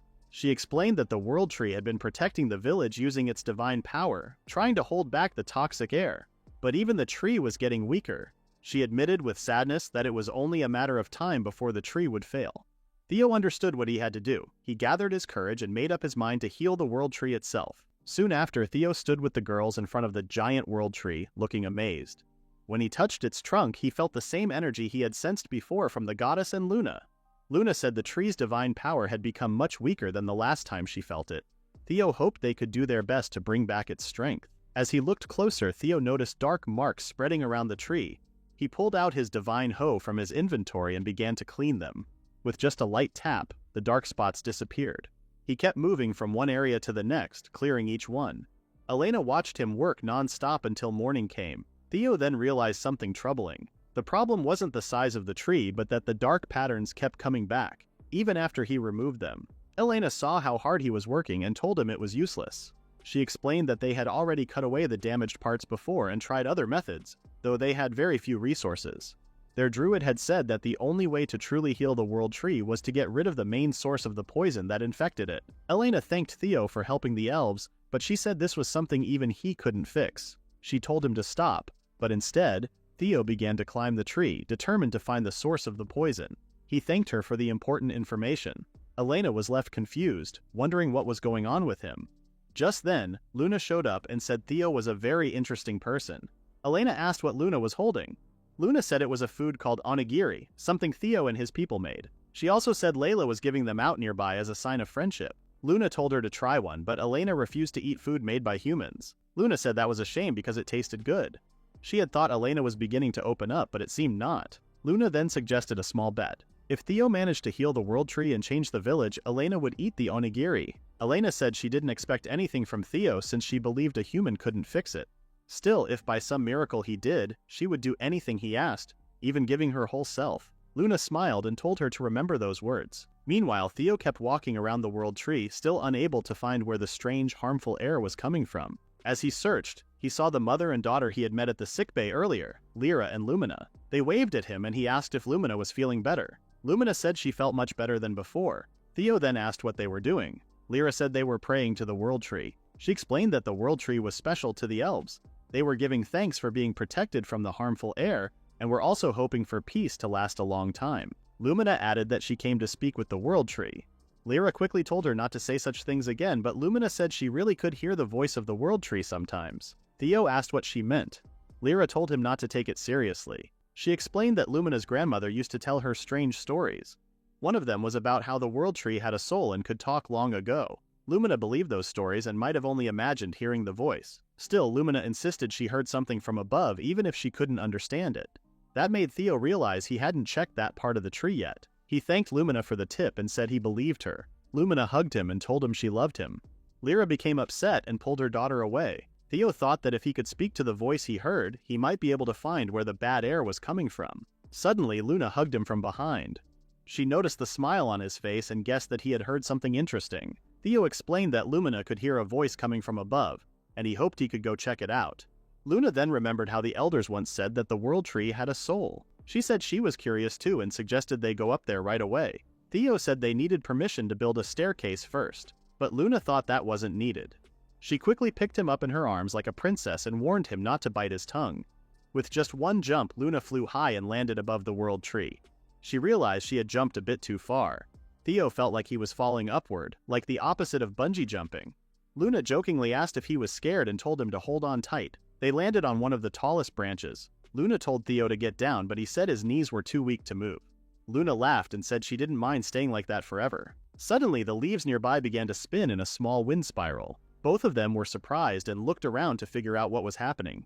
Then, a voice greeted them. A figure appeared and introduced herself as Illumia, the soul of the world tree. She said she had been waiting for people like them, those who had great power. Theo started to wonder if Illumia was the soul the elves had mentioned. He asked what she meant by that. Illumia explained that the miasma had made her weaker, and only people with strong divine power like them could hear her voice. Then she looked at how close Theo and Luna were, and asked if she was interrupting something. Theo told Luna to put her down, but Luna didn't listen. Still, Theo decided to get down on his own. After that, he asked why an elven child could hear Illumia's voice too. Illumia confirmed the child had a small amount of divine power. She said that a soul could be reborn many times. When souls left the mortal world, they went to the divine realm. If they were sent back to the world of the living, they kept a small part of the divine realm's power for a short time. She also said that the priestesses of the sacred tree could hear her voice. Theo asked who she was talking about. Luna answered that it was Anna and Elena. She explained that a very small number of elves were born with the divine power of the world tree. These elves were called the priestesses of the sacred tree. Illumia agreed and said she had shared some of her power so they could speak with her. However, it looked like the two sisters thought it was wrong to climb the world tree, so they never came to talk to her. At that moment, Theo remembered his main goal. He asked Illumia if she knew where the source of the miasma was so he could try to heal her. Illumia was thankful, but she explained that it wouldn't be easy. Her body already had a large amount of miasma inside, which meant she had become the main source of the problem. Theo found it hard to believe, but it made sense. They returned to the ground and told the sisters what they had learned from Illumia. The sisters were surprised that they could actually talk to the sacred tree, and even more shocked to hear that the entire tree was in such a serious condition. Theo asked if he could cut open the trunk to examine it and find a way to heal it. Anna said she usually wouldn't allow that, but because of the situation, she would make an exception. Still, she said they would go with him inside. Since it was a problem affecting the elves, they couldn't let a human take all the risks alone. Theo thanked them and then asked how they were supposed to enter the tree. He offered to make some woodcutting tools if needed, but Anna said there was no need. She told him that even though she might not look like it, she was confident in her magic skills. Anna waved her wand and the giant tree's roots slowly moved aside, opening a path. Theo found it amazing. But then, thick dark fog poured out from the tree. Theo asked what it was, but he quickly realized it was miasma. Luna acted fast and created a barrier to block the path. Theo thanked her, but then he saw Layla lying on the ground. She had already been affected by the miasma. That made Theo realize how strong the fog was inside the tree. He quickly used healing magic on her and checked if the others were okay. They said they were fine. Theo wondered why only Layla was affected. Luna explained it was because Layla didn't have divine power, which meant she had no resistance to the miasma. Luna also said sorry because she was barely able to hold it back herself. She said only Theo, Anna, and Elena could go forward. Layla didn't want them to rush. She pointed out that even this much poison could hurt her master. Theo said he would still go, even if it was dangerous, because he wanted to save Illumia and the elves. Elena said he was brave for a human and promised to cut through the poison with her sword. Anna added that it was time for them to repay the tree for protecting them for so long. Layla could tell her master had made up his mind. Theo said sorry and promised to come back. Then Layla suddenly kissed him. Theo was surprised and the elves were shocked by what they saw.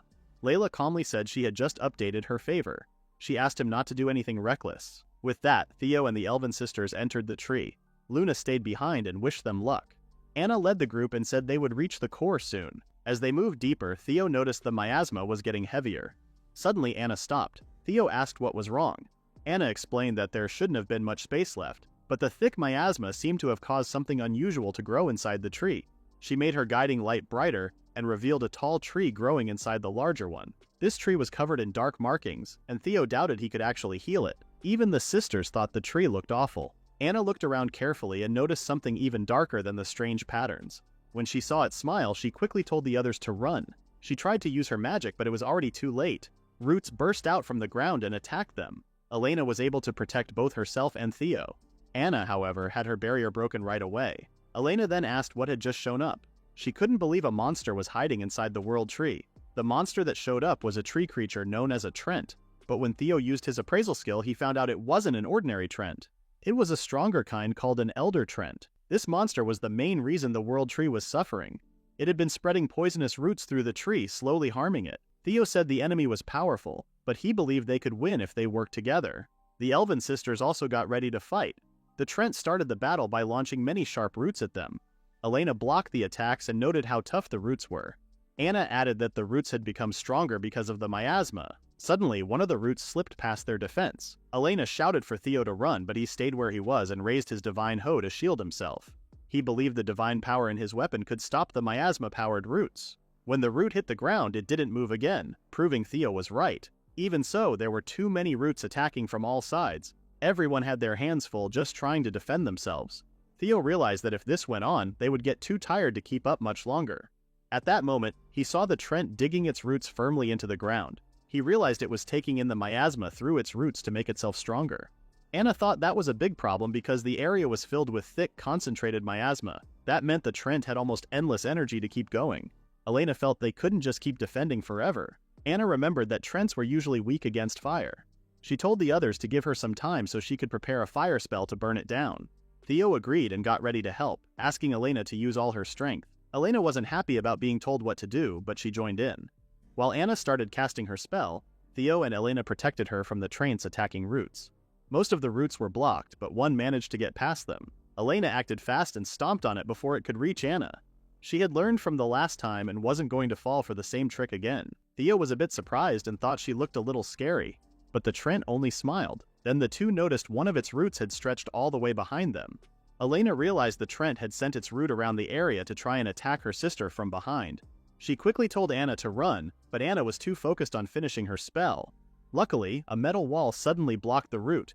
Theo had arrived just in time. He used his autocraft skill to create an iron wall. Elena wasn't sure if he had pulled the wall out from somewhere or actually made it on the spot. She watched as he brought things out of thin air and then made them disappear again. Elena also noticed something else.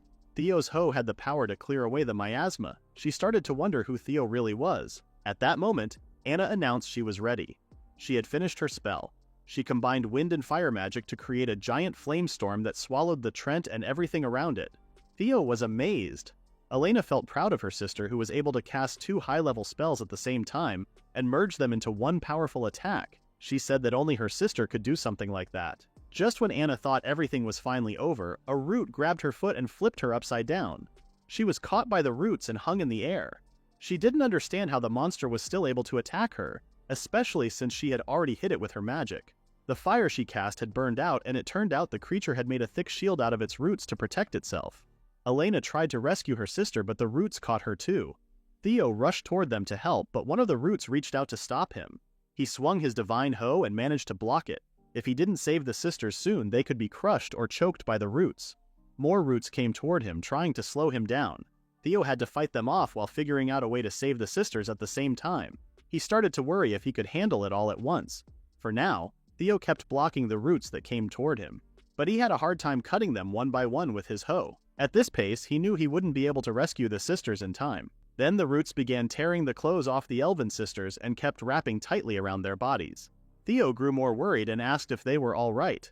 Anna told him to focus on the Trent instead, but Theo couldn't just leave them like that. He felt he had to save them no matter what. While Theo was distracted, the Trent sent more roots behind him and launched a surprise attack. Anna and Elena tried to warn him, but it was too late. The roots hit him directly. Both the sisters and the Trent believed that Theo was finished. But then something unexpected happened. All the roots were suddenly cut into pieces at the same time, shocking the Trent and the two sisters. It was finally the moment Theo used the god metal that the goddess had given him.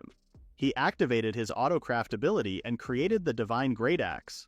His hoe was no longer enough, so he made a stronger weapon that could cut through many roots at once. With fast and powerful swings, he slashed through the roots, holding the sisters, and freed them. The two thanked him for saving them. But then Theo noticed their torn clothes and suddenly turned red from embarrassment. The sisters also realized it and blushed. Anna quickly apologized for the situation, while Elena pointed her sword at Theo. Suddenly, Theo felt more roots coming toward him and quickly cut them into pieces. His axe was specially made to chop down trees, and because it was forged from god metal, it also cleared away the miasma. With this weapon, he believed he had a real chance of winning. He pushed forward through the Trent's attacks. The sisters noticed that the Trent was now sending out even more roots. It seemed to understand that the axe was a serious threat. This made them realize that the Trent had only been playing with them earlier, holding back its true strength. Elena warned Theo not to charge in by himself. He knew she was right. Even with the divine axe, it would be hard to fight off so many roots alone. But he wasn't on his own. He had been granted the Master Swordswoman's favor by Layla. Thanks to this, his eyes and body moved much faster than before. He managed to dodge through the wave of attacking roots. The sisters were amazed by how fast he moved. Seeing Theo fight so hard made Elena feel something strange. She started to wonder why Theo was doing all this for the elves. She remembered all the terrible things she had said to him, yet here he was, still doing his best to protect them. Her heart began to beat faster and she didn't know why.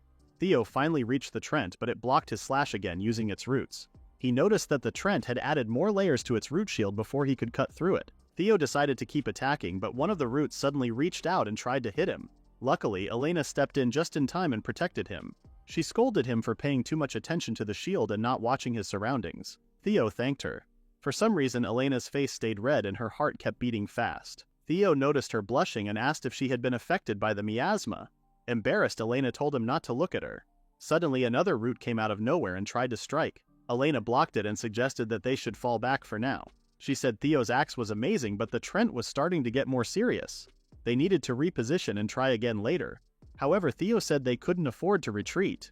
He remembered what Layla told him. If they kept defending, they might find an opening. Theo believed that if they kept pushing forward with attacks, the Trent would have no choice but to stay on defense. Elena disagreed, saying that strategy might work on a normal enemy. But this was different.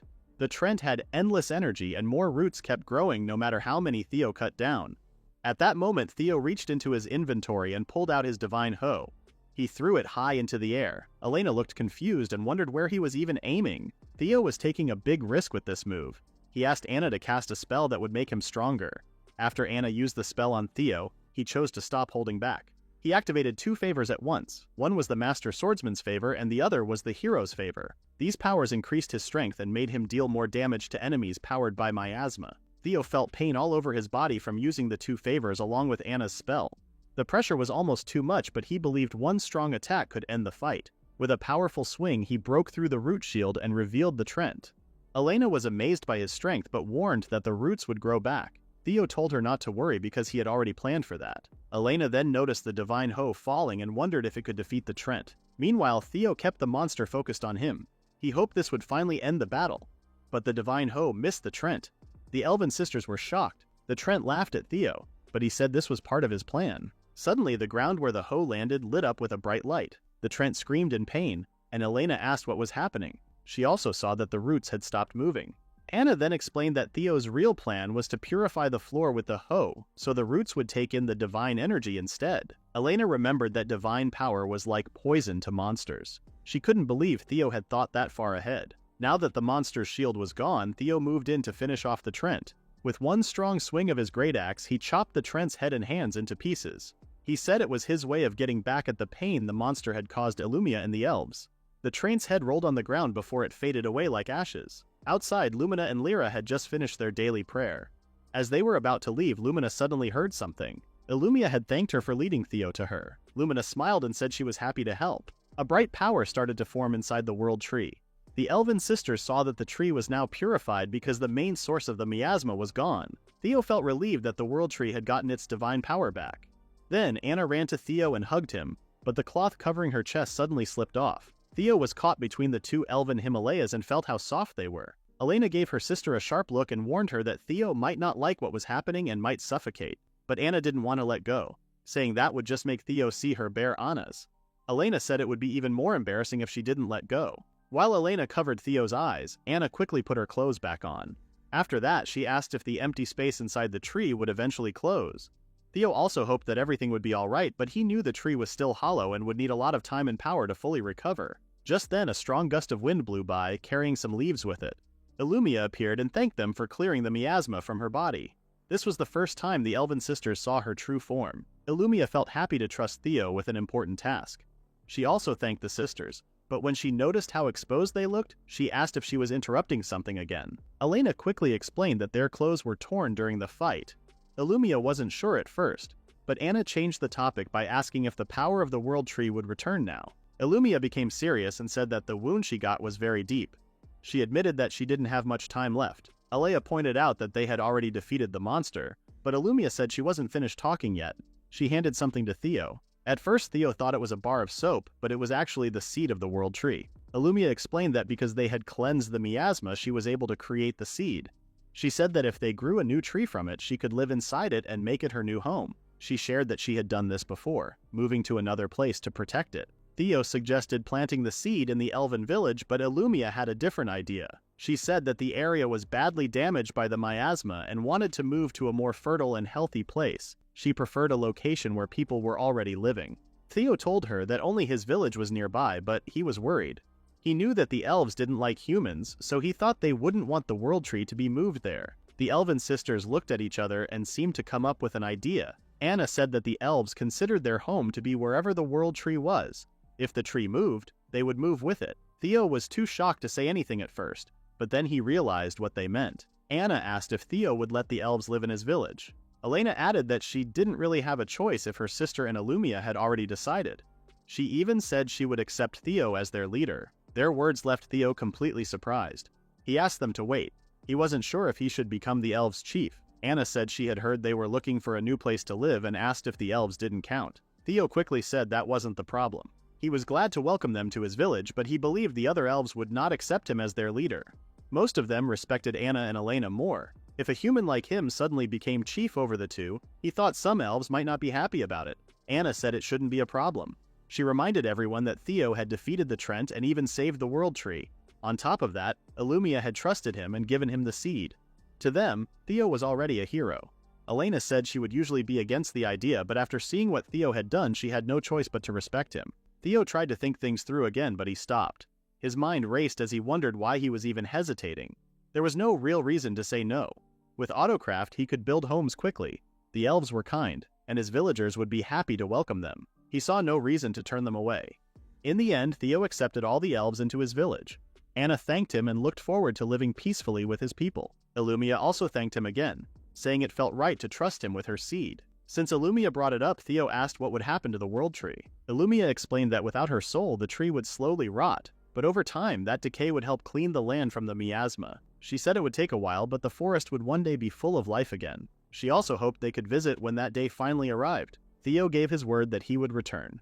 Illumia then floated in front of Theo to say goodbye. She gently kissed his forehead, making Theo blush. The elven sisters nearby became flustered by the sudden moment. Illumia slowly drifted away, asking Theo to look after the elves, her beloved children. Theo wished they could meet again in the future. With that, Illumia vanished from their view. Elena stood still, clearly surprised. Anna giggled and teased her sister, saying that Illumia had acted first. Theo had no idea what they meant. Elena quickly told him not to worry about it and said they should head back since they still had plenty of work waiting. When the three of them returned from the world tree, Layla and Luna were already waiting outside. The moment Theo stepped out, both girls rushed at him and hugged him tightly. He got squeezed between them so hard that he nearly ran out of air again. Then Theo went to talk to the elves about what had happened inside the world tree. In the end, he asked them all to come with him to his village. Everyone was surprised by what happened to the world tree and by the sudden plan to move on such short notice. Theo already expected them to feel confused if he suddenly told them everything at once. One of the elves asked if Elena was really okay with moving to a human village. Elena explained that Theo had the world tree's approval, and that was enough reason for her to go. Even so, the others were still worried. Then Lumina said she would come too because she wanted to visit Theo's village. The rest of the elves also understood that the world tree had accepted Theo. He was clearly different from the humans they had met 20 years ago. They also knew that not all humans were bad. Since they had helped Theo before, they decided to trust him. If it was Theo who invited them, they would go. Theo felt grateful and thanked them for their support. Everyone began getting ready to move. However, Theo and Anna soon realized that it wouldn't be easy to move hundreds of elves. Theo said that Arca Village was pretty far away, and they would have to travel back and forth many times using carriages. He joked that he wished they had something with wheels like a truck. He also thought he might need to find a source of oil later. Then Theo went back to the village ahead of the others to explain everything to the people. He also built a temporary place for the elves to stay in Arca, helped them pack their things, and took care of other important tasks. It was hard work, but he managed to finish everything without any problems. When night came, Anna looked at the village they were leaving behind. She felt sad because it was the place where she had grown up. Theo told her that the last carriage had already left and it was time for them to go too. But Anna stopped for a moment and said sorry. She said there was something she had forgotten to do. Theo offered to help. Anna walked to the world tree and gave a deep bow. She thanked it for everything it had done for them and hoped that Elimia would still protect them in the future. Theo smiled as he watched Anna show her respect one last time. On their way back, Theo, Anna, and Elena rode on Luna's back while she was in her Fenrir form. Anna was amazed at how fast Luna could run. Theo enjoyed the cool night breeze and called out to Elena. She blushed and looked away. He could tell that she still didn't like him very much. Anna scolded her and reminded her not to act like that since they were supposed to become Theo's wives. Theo told her she didn't need to force herself, but then he froze when he realized what Anna had just said. Anna then asked if no one had explained it to him yet. In their village, a priestess of the sacred tree had to become the village chief. But once she gave up that role, she was required to marry the new chief. Theo started to wonder if he was understanding it right. Anna said she and her sister would be happy if Theo accepted both of them as his wives. Theo was completely shocked and told them to slow down. He asked if they had really just asked him to marry both of them. Anna replied by asking if that was a problem and wondered if polygamy wasn't allowed in his kingdom. Theo said that wasn't the issue. He was more concerned about whether Elena was okay with the idea. Anna answered that Elena wasn't against it at all and asked her to speak up. Elena said that it was the rule, so she didn't really have a choice. Besides, after fighting the Trent together, she saw that Theo was a dependable person. Theo was surprised. He had only wanted to be friends with them, but now it seemed like they were fine with the idea of marrying him. It all happened so fast that he didn't know what to say. Luna suddenly laughed and said the situation was interesting. She even joked about becoming one of his wives, too. Theo told her to stop teasing. Anna agreed that it was a bit too sudden and said she understood why Theo was unsure. She suggested that they talk about marriage again after they all got to know each other better. Then she playfully called him her dear husband, which shocked Theo even more. Anna encouraged her sister to say it too, but Elena strongly refused. All Theo wanted was to make friends with the elves, but somehow, he ended up with possible wives instead. After the elves moved into Arca village, Theo gave them an official welcome by throwing a big feast. Anna came forward and thanked everyone for allowing the elves to live in their village. Some of the humans didn't know where to look, but a few of them seemed to like the way the elves dressed. Anna also thanked her husband once again. Theo smiled and said he was very happy to welcome them, but asked Anna to stop calling him her husband for now. The villagers were surprised when they heard that. They asked if Theo had gotten married and started congratulating him right away. Theo quickly said it wasn't like that and explained the elf tradition. According to their custom, when a female chief stepped down, she would become the wife of the new leader. He told Anna she didn't have to follow that rule if she didn't want to. Anna answered that she wasn't being forced at all. She said both she and Elena truly loved him. Theo got embarrassed and suddenly said he had something to take care of, then ran off in a hurry. Outside, while trying to catch his breath, Theo wondered what to do about the whole marriage situation. Luna appeared and warned him that if he kept pretending to have something important to do just to escape awkward moments, it would cause trouble later on. Theo admitted he did run away, but said he really had a task to finish.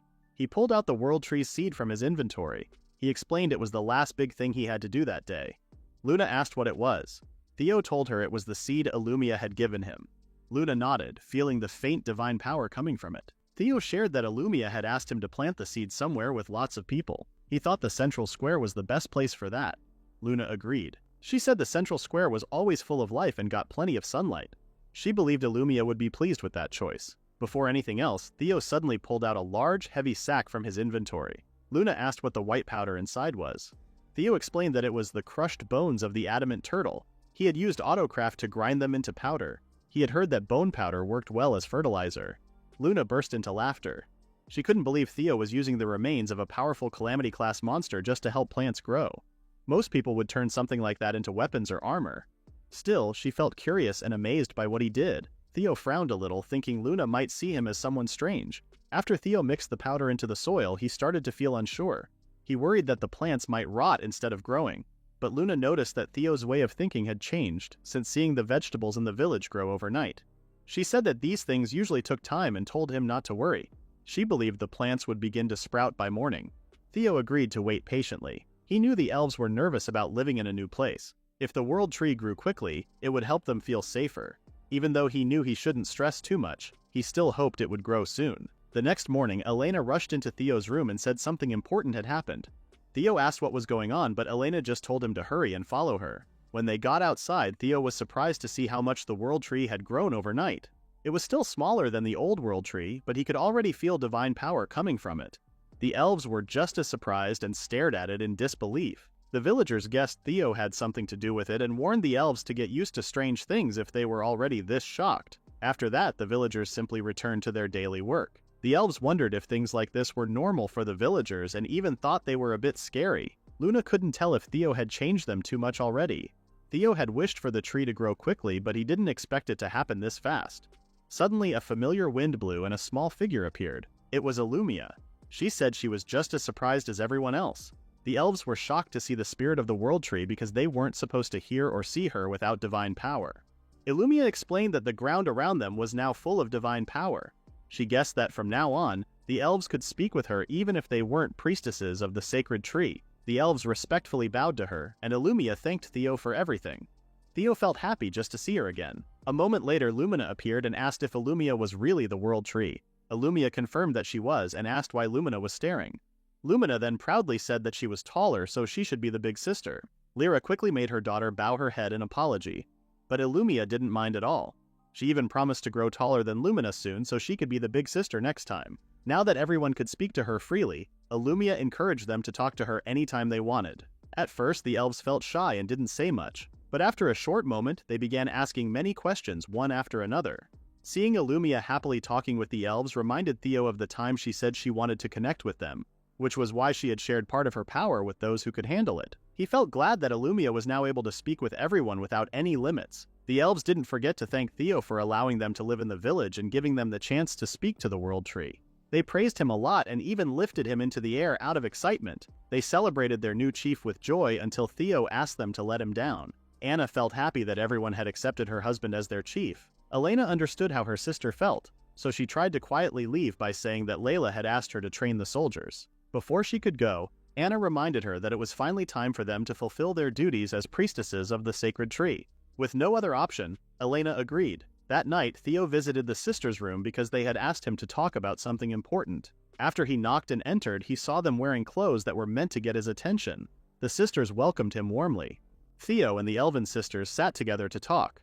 Anna wanted to thank him again for helping their people, since she believed they would not have been able to defeat the monstrous Trent alone. Theo reminded them that they had also played an important part, and that he could not have managed by himself. Elena told him not to pretend otherwise, admitting that his deeds were remarkable. She insisted he should be proud. Theo was caught off guard by her sudden honesty, but she quickly scoffed afterward. He realized that although Elena recognized his efforts, she still did not truly like him. Anna then said it was time to speak about the real matter. She explained that it was about an old legend from their village. In times of danger, the elves were said to be saved by a hero, guided by a priestess of the sacred tree. She admitted she once doubted this story, but now she felt certain that Theo was the savior it described. She declared that it was their duty to act as priestesses of the sacred tree, just as the legend told. Anna and Elena then stepped closer to Theo and kissed him on each cheek. This caught him completely off guard. By doing this, the sisters had given him the sacred priestess's favor. Anna prayed that their blessing would guard him. Elena, however, felt humiliated by the act and struggled to hide her discomfort. Theo, embarrassed himself, told her not to force it. Elena replied sharply that she was only carrying out her duty, then urged him to leave since their task with him was finished. Anna scolded her sister, reminding her not to treat their husband so coldly. She urged Elena to show him affection and not hide her feelings. Anna knew her sister often acted distant, but the way Elena's heart raced showed that she truly cared for Theo, even if she refused to admit it. Elena denied it, trying to cover her emotions, but Anna did not believe her. Anna lost patience and pushed her sister forward, which caused Elena to stumble into Theo. Their lips touched by accident and they both fell onto the bed. Startled, Theo pulled away quickly and apologized, insisting he never meant for it to happen. Elena, however, revealed that she had already made a promise with Luna, saying she would not hold back if Theo chose to come closer to her. To everyone's surprise, Elena leaned in on her own and gave him a kiss, showing her true feelings. Watching this happen, Anna felt a sharp wave of jealousy.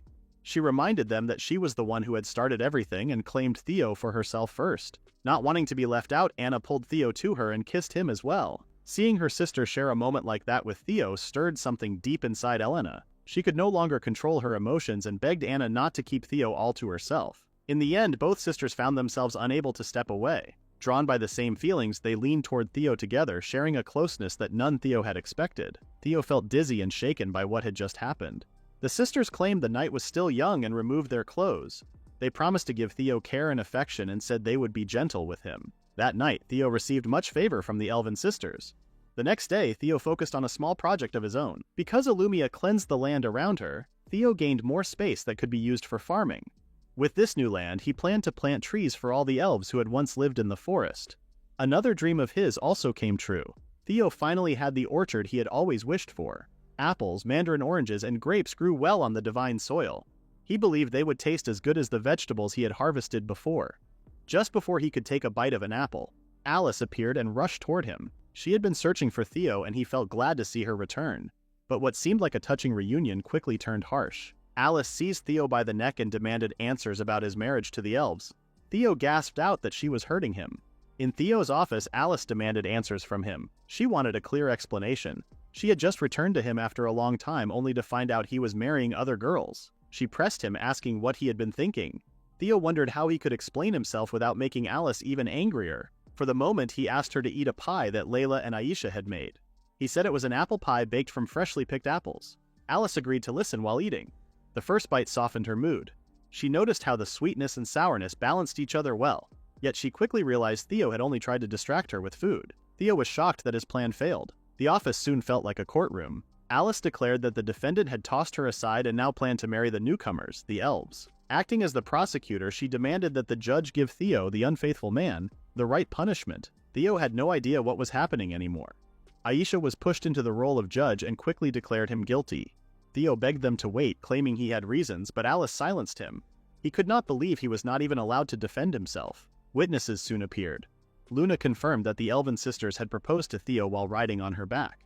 Then Layla shared how, during the welcoming party for the elves, she had felt the urge to draw her sword every time Anna called Theo her dear husband. Alice announced that the evidence was complete and ordered Theo to accept his sentence. Theo asked if he did not even have the right to a defense attorney. Anna told everyone to calm down. Elena reminded them that they had not married Theo yet. Anna confirmed they were only courting him and it was mostly one-sided. Theo felt relieved that they stepped in as if they were his defenders. Elena explained that she was only following their customs. Alice told her to keep away from Theo. Elena grew angry and confronted Alice. She declared that she would marry Theo no matter what, or else she would bring shame to her people's honor. Alice understood they were tied to old traditions and asked if Elena only wanted an excuse to marry Theo. Elena blushed and denied it. Alice thought it must have been hard for a girl like Elena to hide her feelings, yet her own words turned back on her, and she felt the sting of what she said. Theo simply watched as Alice hurt herself with her own admission. Alice then turned to Theo and placed the blame on him, asking what he would do to solve the problem. Theo answered that he was still thinking of the best solution. He explained it was too early for him to marry, so he asked the Elven sisters to wait. His main duty as Lord of the Land was to keep the villagers happy and reclaim the Land of Death. Alice accepted that part. She also knew that a royal like Theo could not gain respect without political marriages. Theo was surprised that Alice was not against the idea of him marrying. Alice explained that polygamy was normal in their country, which was why royalty often married many people. Her real concern was that Theo seemed ready to marry the newcomer elves before her. At last, she shyly admitted that she also wished to be with him. Looking back, Theo had shown Alice very little affection. Since this lack of care made her uneasy, he felt he needed to make up for it. He held her hand while apologizing, and admitted that he had wanted to wait for the right moment and the right place. He explained that it might take some time, but he asked her to wait just a little longer for him. Hearing this made Alice blush, and a sharp feeling ran through her heart. She agreed that Theo was right, because when someone loved another deeply, it was not always easy to put those feelings into words. She told him to prepare a proper speech when the time finally arrived, and Theo promised he would give it his best. Soon after, Luna demanded her own declaration of love, which startled Theo. She wondered if he had no wish to marry her, but he insisted that was not the case. Anna and Elena also joined in, saying they wanted him to prepare a speech they could be proud of, one fitting for their leader. Watching them swoon over Theo angered Alice, who pulled him back into her arms and made it clear that she was the first wife. The scene caught Aisha's eye, and she turned toward Layla. She questioned if Layla would take part as well. Layla thought about it and admitted that if joining meant destroying all the women near the prince, then she would gladly take that role. Aisha asked her not to turn to violence and only raised the question because she believed Layla might also wish to marry Theo. Layla then revealed that she did love him deeply, but she reminded everyone that she was only a maid. For her to marry her master would be improper. Aisha realized that by that same logic she also had no chance. When Layla asked what she meant, Aisha brushed it aside and quickly changed the topic by asking how Layla had become Theo's maid. She had heard that Layla was once an adventurer and wanted to know why she had left that path. Layla answered that she could at least share the story of her fateful meeting with Theo. 3 years ago, in the capital city of the Fornya kingdom called form.This, something unusual happened inside the busy adventurer branch. At the reception desk, a massive item was placed down, and the whole building shook like an earthquake. Everyone looked in shock when they realized it was the head of a dragon. People could only wonder who had managed to defeat such a creature. Adventurers usually took on quests like hunting monsters or collecting resources.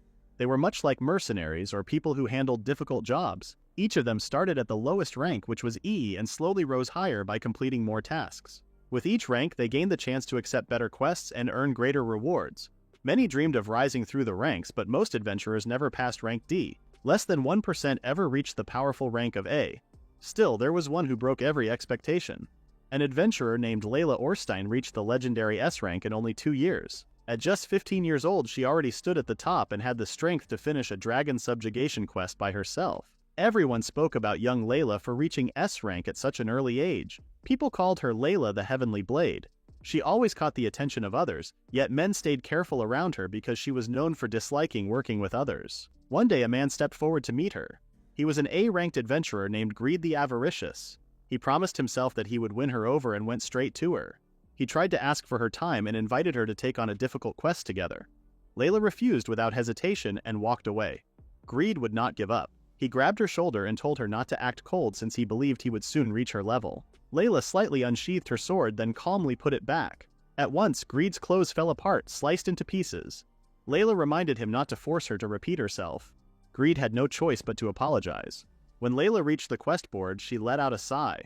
To her, everything felt dull. She had been born into a family of swordmasters and held a blade before she even understood the world around her. She went through harsh training and surpassed her teacher, her own father, by the age of 13. Wanting to test her limits, she left home and became an adventurer. She quickly gained S rank and even defeated a dragon, a challenge feared even by others of her rank. She accomplished this alone without taking a single wound. Layla also earned more wealth than she could ever spend, enough to live in comfort without working again. Yet she remained devoted to the way of the sword and had no plans to abandon it. During those boring days, Layla tried to find something that could excite her. She asked the receptionist if there were any difficult quests aside from the ones already posted on the board. The receptionist apologized, saying there was nothing like that available, but mentioned they had something else meant only for her. Someone had made a request for Layla in particular. She could hardly believe it was happening again. Adventurers ranked as high as she was seemed to attract many requests. The request involved escorting a merchant to a nearby town. She had not expected something so ordinary, yet with nothing else left to do, she decided to accept it. The receptionist seemed pleased and quickly sent a confirmation to the quest giver. A few days later, Layla arrived at the meeting place. When she was guided into a back alley, she immediately thought it was a trap. There had been cases where false quests were used to lure adventurers into ambushes so their weapons and armor could be stolen. Still, anyone foolish enough to target her was about to face a harsh surprise. Just then, a hooded man asked if she was Layla. Since he spoke first, Layla assumed he was not a bandit. The moment she confirmed her name, the man swung his large sword toward her. In an instant, Layla vanished, leaving the hooded man shocked. She reappeared behind him and kicked the back of his head. He was stunned by her speed. Layla followed up by grabbing his head and slamming his face into the ground.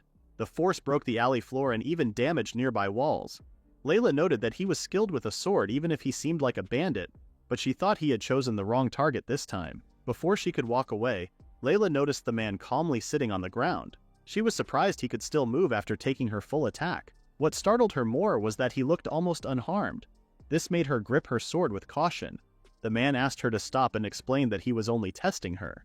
He introduced himself as Garland Agus, a royal knight. When she saw the coat of arms of the Fornya kingdom, Layla understood he was telling the truth. She wondered what business a royal knight had with her and if he was the one giving out the quest. Garland explained that those who served the kingdom could not be told about this matter, which was why they needed someone from outside like her. Layla realized he had attacked her only to test her skills.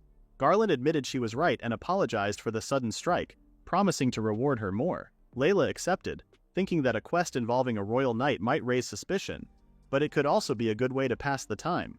She then asked who she was supposed to escort.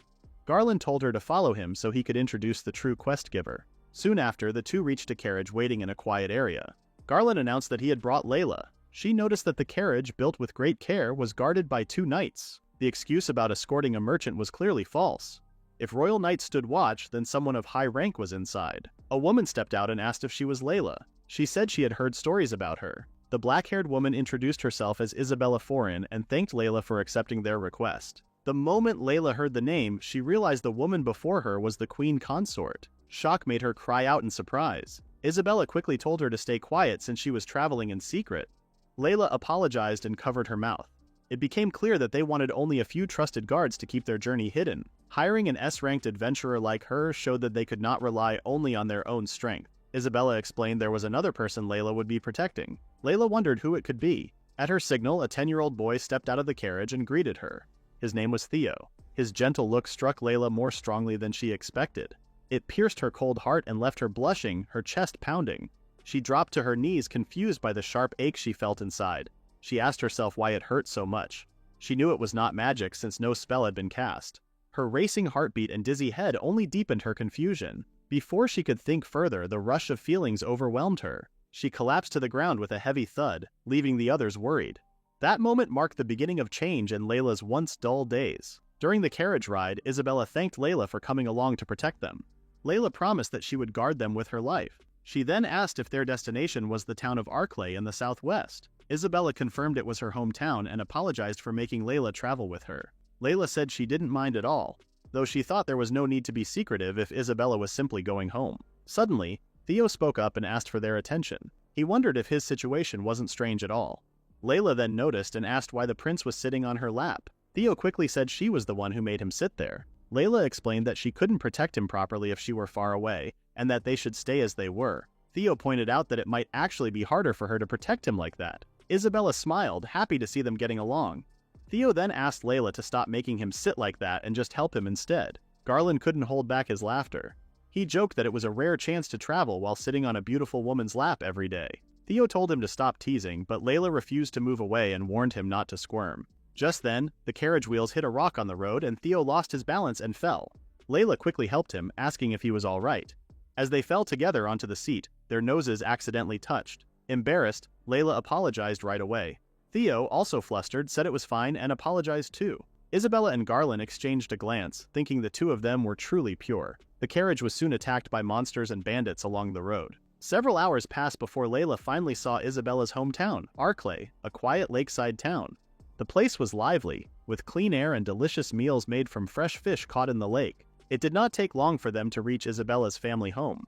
Isabella guessed that everyone was tired and suggested they rest inside. As a guard, Layla said she could not relax, but Isabella pulled her in and told her not to be too stiff. Garland laughed and told Layla to give up since Isabella was always like that. After thinking for a moment, Layla agreed. Outside, Layla enjoyed all the food she could eat. She later took a bath with Theo, and afterward they played chess together. She also tried out Garland's weapon to see how it felt.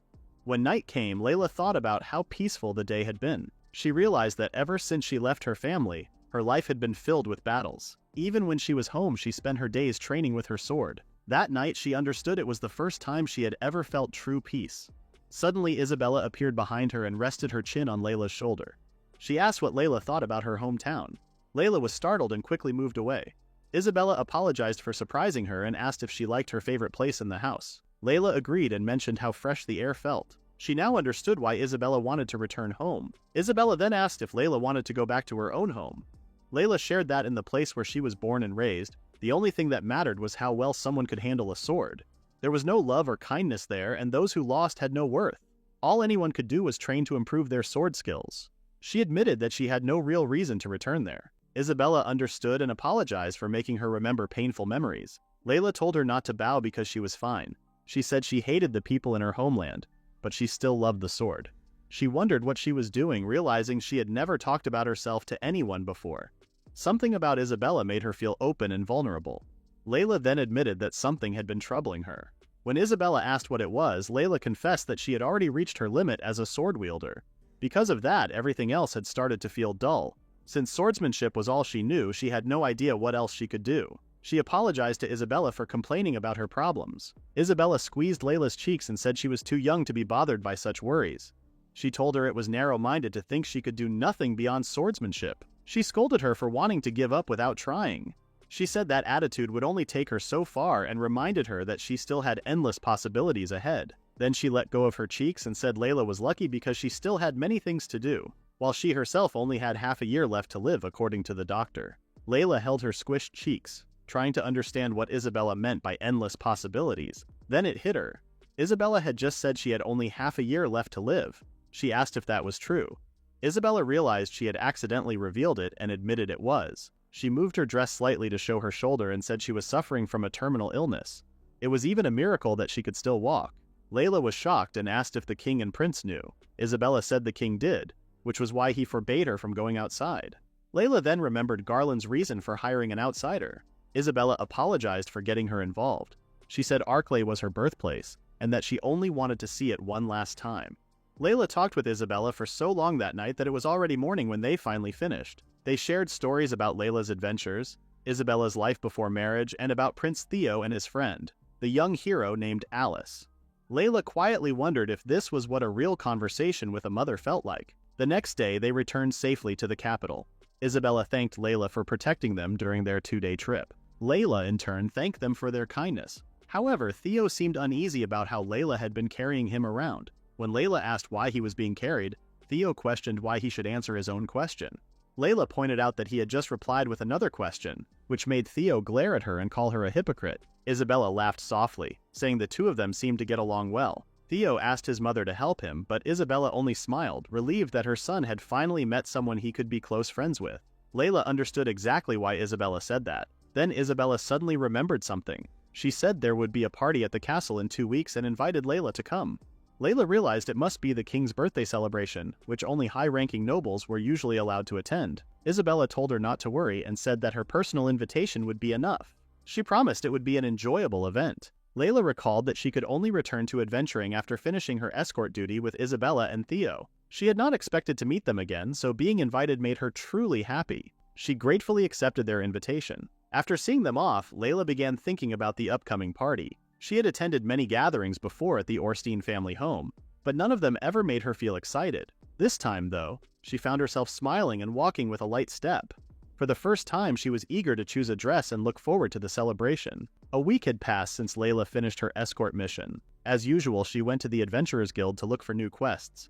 However, everything posted on the board looked dull and uninteresting. Many people at the guild noticed that Layla seemed gentler and calmer than before. Because of that, some adventurers thought it might be a good time to invite her out for a meal, though a few were still too scared that their armor might end up sliced apart again. One adventurer finally decided to try. Greed the Avaricious, an A-ranked adventurer, stood up and boldly claimed that he would succeed this time. The others laughed and warned him to prepare for another round of shredded clothes, but Greed was confident he could charm Layla in her current mood. He walked over to her and mentioned that he had recently found a great restaurant, then invited her to go with him. Layla immediately turned down his offer. Greed refused to give up and quickly added that he would, of course, pay for everything. In an instant, Layla used her quick-draw technique and sliced his clothes into pieces. With a playful smile, she told him not to make her repeat herself. Instead of feeling ashamed, Greed blushed because he found her teasing smile adorable. Later, Layla thought about the upcoming week. Isabella had invited her to attend the king's birthday celebration, which would take place soon. She wondered when the official invitation letter would arrive. Just then, a guild employee hurried toward her saying that there was a new quest request specifically for her. Layla turned it down at first, not wanting to accept any time-consuming tasks right now. However, when the employee mentioned that the request had come from the same client as last time, Layla immediately agreed to take it. Layla went to a place with stairs leading down to a basement the next day. She wondered if this was where she would get her invitation. She thought a mailed letter would have been better. At the bottom, she reached a door and wondered why Garland had chosen a basement like that. She knocked. A voice told her to go inside. The voice did not sound like Isabella, and it was not Garland. When she opened the door, a masked woman thanked her for coming and called it an honor that such a famous adventurer had accepted the mission. Layla said it was polite to show one's face when giving a mission and that the woman should at least take off her mask. The woman said she could not. Layla turned away and decided to forget the mission existed. The masked woman wondered if Layla was being cold, since she was not Isabella, the current queen consort. Layla prepared to draw her sword and demanded to know how the woman had said that. The woman said she had a kind of connection with Layla, but not in the usual way. She sighed and explained that she worked in the underworld of the city and had access to all kinds of information. No matter how careful people were, they could not hide from all the eyes around them, especially the eyes of vagrants that everyone ignored. Layla thought about asking questions after she captured the woman. The masked woman said she did not want to fight and told Layla to stop using such violent methods. Layla dashed forward, but before her sword could reach the woman's neck, something stopped her. Her blade froze because her whole body would not move, as if bound by chains.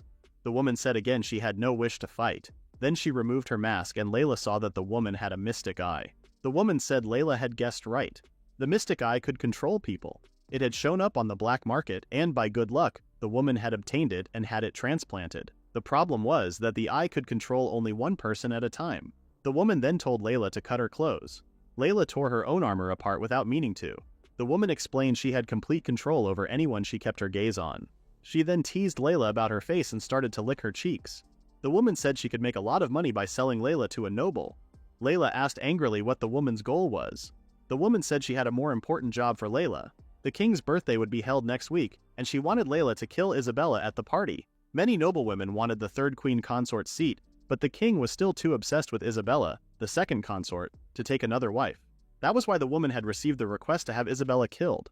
Layla told her to go to hell. She said Isabella tried harder to live than anyone else and was kinder than anyone else. She asked why someone like Isabella had to die for such a foolish reason. She said no one even knew what Isabella went through every day as she struggled to live her life, yet someone was still plotting her death. Layla broke free from the chains holding her and shouted that she would not accept it. She swung her sword at the woman and almost cut her mystic eye by a hair's breadth. The woman fell to the floor and Layla rushed in to finish her with her ultimate sword technique. But before she could strike, the woman recovered just in time and ordered her to stop. Layla's body froze again, unable to move. The woman was shocked that Layla had managed to resist the power of her mystic eye, which could even control dragons. She decided to take extra steps and placed a collar around Layla's neck. She said it was a slave collar that, when used with her mystic eye, could tighten her control. She even wondered if she could control the adamant turtle with the same method. Layla's mind slowly faded into darkness. The woman said that Isabella usually stayed in her room and only appeared in public during the king's birthday. She ordered Layla to take care of her then.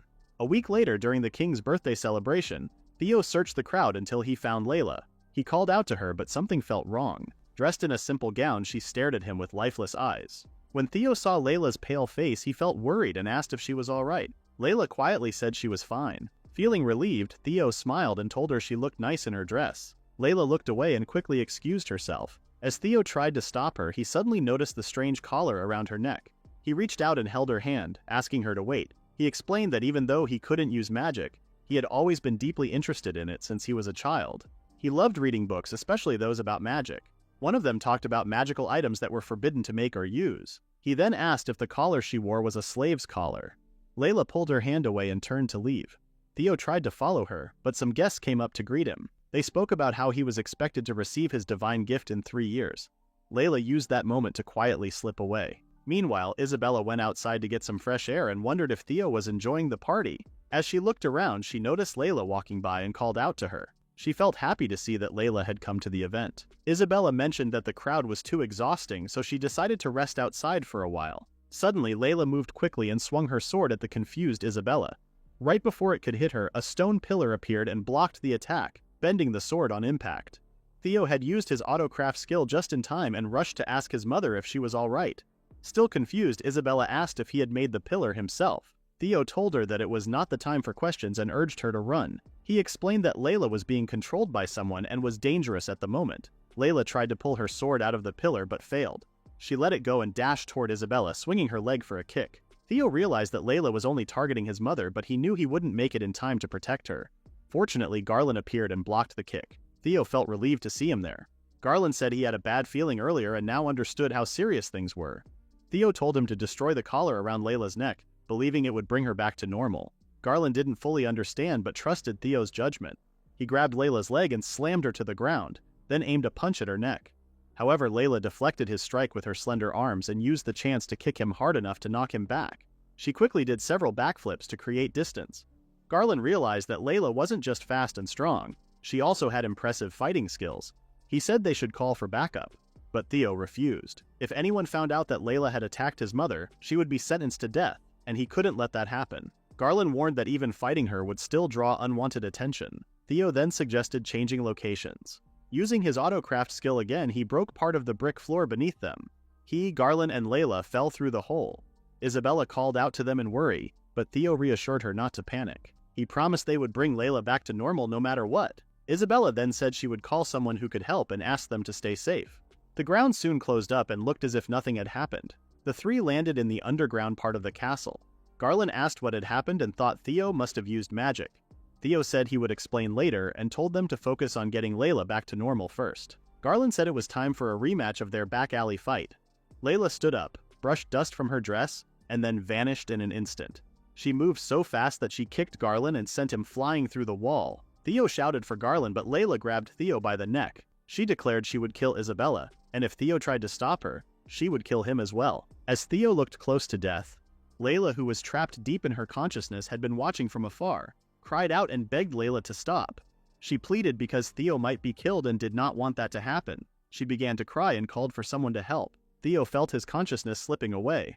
Before he lost it completely, he tried to destroy the collar, but he couldn't. Layla's grip around his neck grew tighter, making it impossible to move. Garland shouted for her to let go and rushed to attack, but Layla pulled Theo in front of her, using him as a shield. Garland stopped his swing just in time. In that moment, Layla kicked his hand, shattering his gauntlet and forcing him to drop his sword. She caught the weapon and struck back with her basic sword technique, Silver Strike. The blow hit Garland hard, leaving him badly wounded. It was then he truly understood how powerful Layla had become. He had just faced the strength of an S-ranked adventurer. Theo watched as Garland collapsed to the ground. Layla then turned the sword toward Theo. He begged her not to let the magical item control her. He believed she didn't really want to hurt them and pleaded for her to come back. Deep inside her mind, Layla could hear his voice but couldn't fight the control. She regretted ever meeting them if things were going to end this way. Theo continued asking her to return so they could travel together again. Layla remembered how happy she had been during those times. She wished she could relive those days with them once more. Even under the spell, Layla began to cry. Theo realized his words had reached her, but his strength was fading fast. Just as he was about to pass out, the nearby wall burst open and Alice appeared. She saw Layla attacking Theo and, furious, punched her in the face. The blow was strong enough to send Layla flying. Theo weakly asked how Alice knew they were underground. Alice said she didn't come to rescue him, but because Isabella had asked her to. Moments later, Isabella appeared, asking if Theo and Garland were hurt. Theo worriedly questioned why she had come too. Alice explained she tried to stop her, but Isabella refused to listen. Isabella rushed to Garland's side and asked if he was all right. Garland brushed it off, saying it was just a scratch. Isabella insisted it was far worse than that. Garland told her not to worry about him and urged her to get away quickly, warning that Layla still had plenty of fight left in her. Layla finally stood up, her body trembling as tears ran down her face. Isabella found her crying and knew she had to help. She called out to Layla, understanding how much pain she must have felt. Layla might have been a skilled swordswoman and surprisingly mature, but Isabella reminded herself that she was still only 15. She could tell the girl was struggling deeply. Garland warned Isabella that it was dangerous to approach Layla, but Isabella stepped forward without fear. She said she would help set Layla free, even if it meant risking her own life. She told Layla to strike her down if that was what it took. Layla froze in shock at her words. Garland shouted at Isabella, demanding to know what she was thinking, but Isabella calmly said she didn't have much time left anyway. If her death could save a young girl who still had a future, then it was worth it. She told Layla to come closer. Layla suddenly rushed forward with such speed that even Alice and Theo reacted too late. Deep inside her mind, Layla begged herself to stop. She apologized silently and blamed Herschel for agreeing to escort them and for accepting the party's invitation. All she wanted was to see them again. Isabella's voice echoed in her mind, saying it was all right. She reminded Layla that, as she had said before, she still had endless possibilities ahead of her. Layla began to cry harder. She couldn't let things end like this. Isabella had been the first person to truly listen to her problems, the first to make her feel real happiness. She couldn't kill someone who cared so much for her. Layla told herself not to give up. She refused to be controlled by a cursed item. She reminded herself that she was the S-ranked adventurer Layla Orstein. With renewed strength, she gripped her sword and shattered the cage that trapped her mind. Her blade stopped just before it could strike Isabella. For the first time in a while, Layla spoke in her own voice, declaring that she would never allow Isabella to die. Theo noticed that Layla had stopped moving and saw his chance. He quickly reached for the slave collar around her neck. Using his autocraft ability, he transformed the collar into a simple metal ingot. Layla was finally free. Her legs gave out and she collapsed onto Isabella, with Theo falling right after her. Isabella smiled gently as both of them lay unconscious on her lap. Layla weakly called her name and Isabella softly welcomed her back. Soon after, Layla finally woke up and wondered where she was. Beside her were Isabella and Theo, who was still asleep. Isabella asked how she felt and explained that they had used a spell-breaking medicine on her, so the effects of the mind control should be gone. Layla was confused at first, but then she suddenly remembered everything that had happened and what she had done to them. Guilt filled her and she began to cry. She asked what she had done, but Isabella told her to calm down. Layla apologized for ruining what was supposed to be a fun party. Isabella gently told her it was not her fault. She explained that the woman who had controlled her was already captured by a group of knights led by Garland himself. They had questioned the woman and found proof that Layla was innocent. Even so, Layla said it did not change the fact that she had put everyone's lives in danger. She could be declared innocent, but she could not forgive herself. Isabella grew worried and told her there was a way to make up for it. She asked Layla to help Theo. Isabella reminded her that she did not have much time left to live. Garland served the kingdom, so he could not always stay by Theo's side. Isabella wanted Layla to protect him in her place. Layla said Theo was a prince and surely others could take care of him. But Isabella said Theo was not an ordinary child. She explained that both the king and Prince Niels knew this deep down, which was likely why they had been avoiding him. Layla asked what she meant by that. Isabella said Theo sometimes spoke of things that no one else knew, even though he had never left the castle. He would often stare off into the distance as if he missed another place. She believed Theo might have come from somewhere beyond their world. Layla was surprised, reminding Isabella that she was the one who gave birth to him. Isabella said that was true, but explained that Theo had been expected to be stillborn. Her body had been too weak to support a child, and if she had forced herself, both of them could have died. But by some miracle, Theo was born healthy. That was when Isabella started to believe that the goddess might have blessed her with another soul. Hearing that, Layla asked if Isabella was truly fine with it. She apologized, admitting that she was not familiar with such feelings. She never knew what it meant to have a bond between a parent and a child. Born into a respected family of swordmasters, she was raised under strict rules. Her training felt like a living nightmare. Her father was always disappointed by how weak she had been when she was young. She was not even allowed to cry to her mother. The only thing she could do was hold her sword and keep training. She grew up never learning what love really was. Layla then asked if Isabella could still see Theo as her son, if another soul lived within him. Isabella said she could.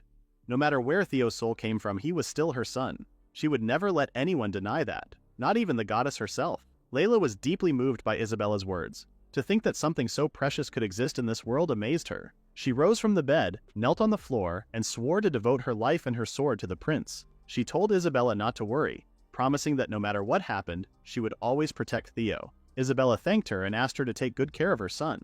4 months later, Isabella passed away, and everyone mourned her loss. Time moved quickly, and they barely had the chance to grieve.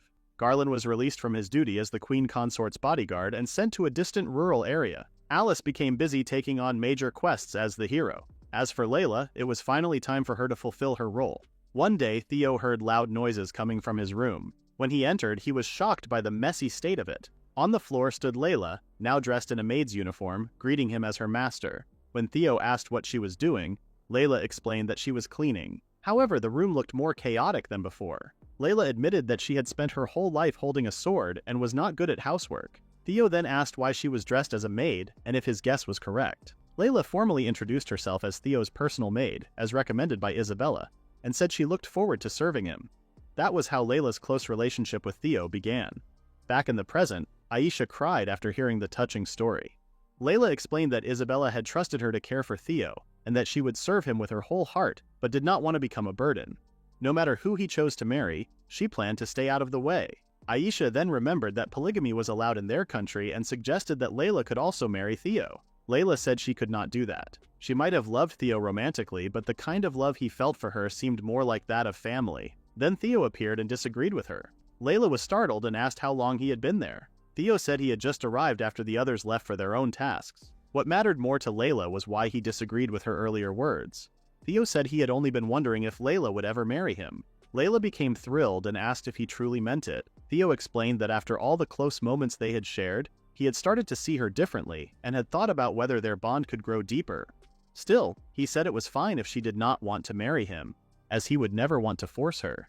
Layla then decided she wanted to marry him for real. She realized she had been blind all along. Theo had seen her as a woman the whole time. She promised that she would not slack off with her duties at home even after marriage, and excitedly asked how many children he wanted. She said she personally wanted 10. Theo was taken aback by how fast she moved. Layla then told Aisha to leave since she and Theo would be busy for a while. She told her not to return early in the morning but around noon instead. Aisha excused herself and told them to take their time. Theo tried to ask for help, but Aisha had already gone and locked the door behind her.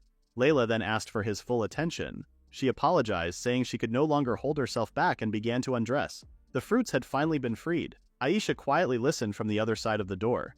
Theo told Layla to wait, realizing she had been holding back her feelings all this time. He wondered what would happen to him next. Pinning Theo down, Layla apologized once more and said she really wouldn't be able to hold back any longer. Theo realized that talking about marriage seemed to have triggered something in his maid.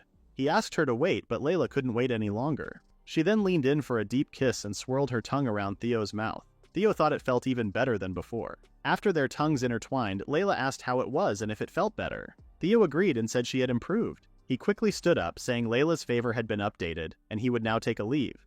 However, Layla was not finished. She grabbed Theo and pinned him to the floor again. She said she wouldn't let him go until they were really done for good. She mentioned it might be her first time and might not be very good, but she would do her best. Theo asked Layla to calm down. She promised to do her best to make him feel satisfied. He told her again to wait for a moment.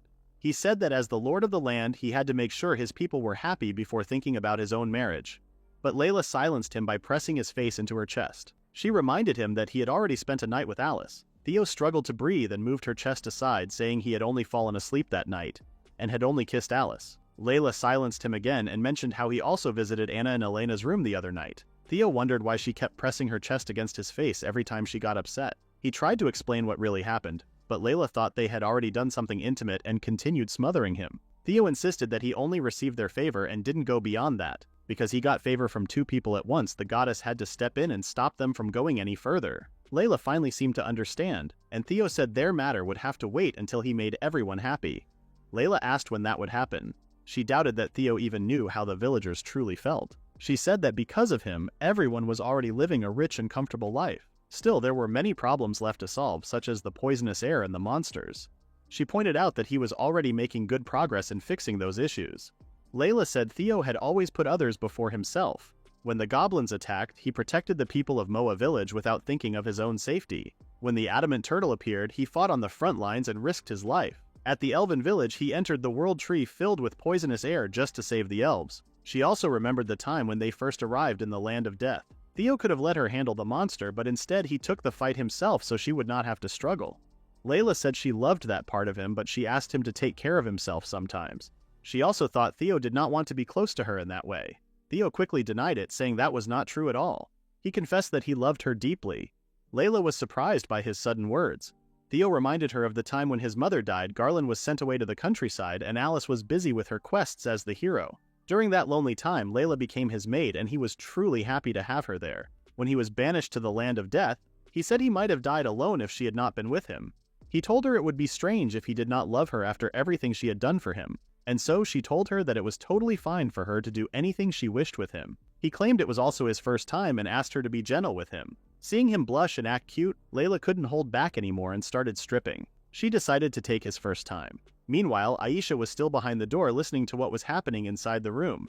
She couldn't believe the two were actually doing it. That day, the goddess never stopped Theo, and he was not set free until evening the next day. It had been an incredible experience for him, though he did not understand much of it.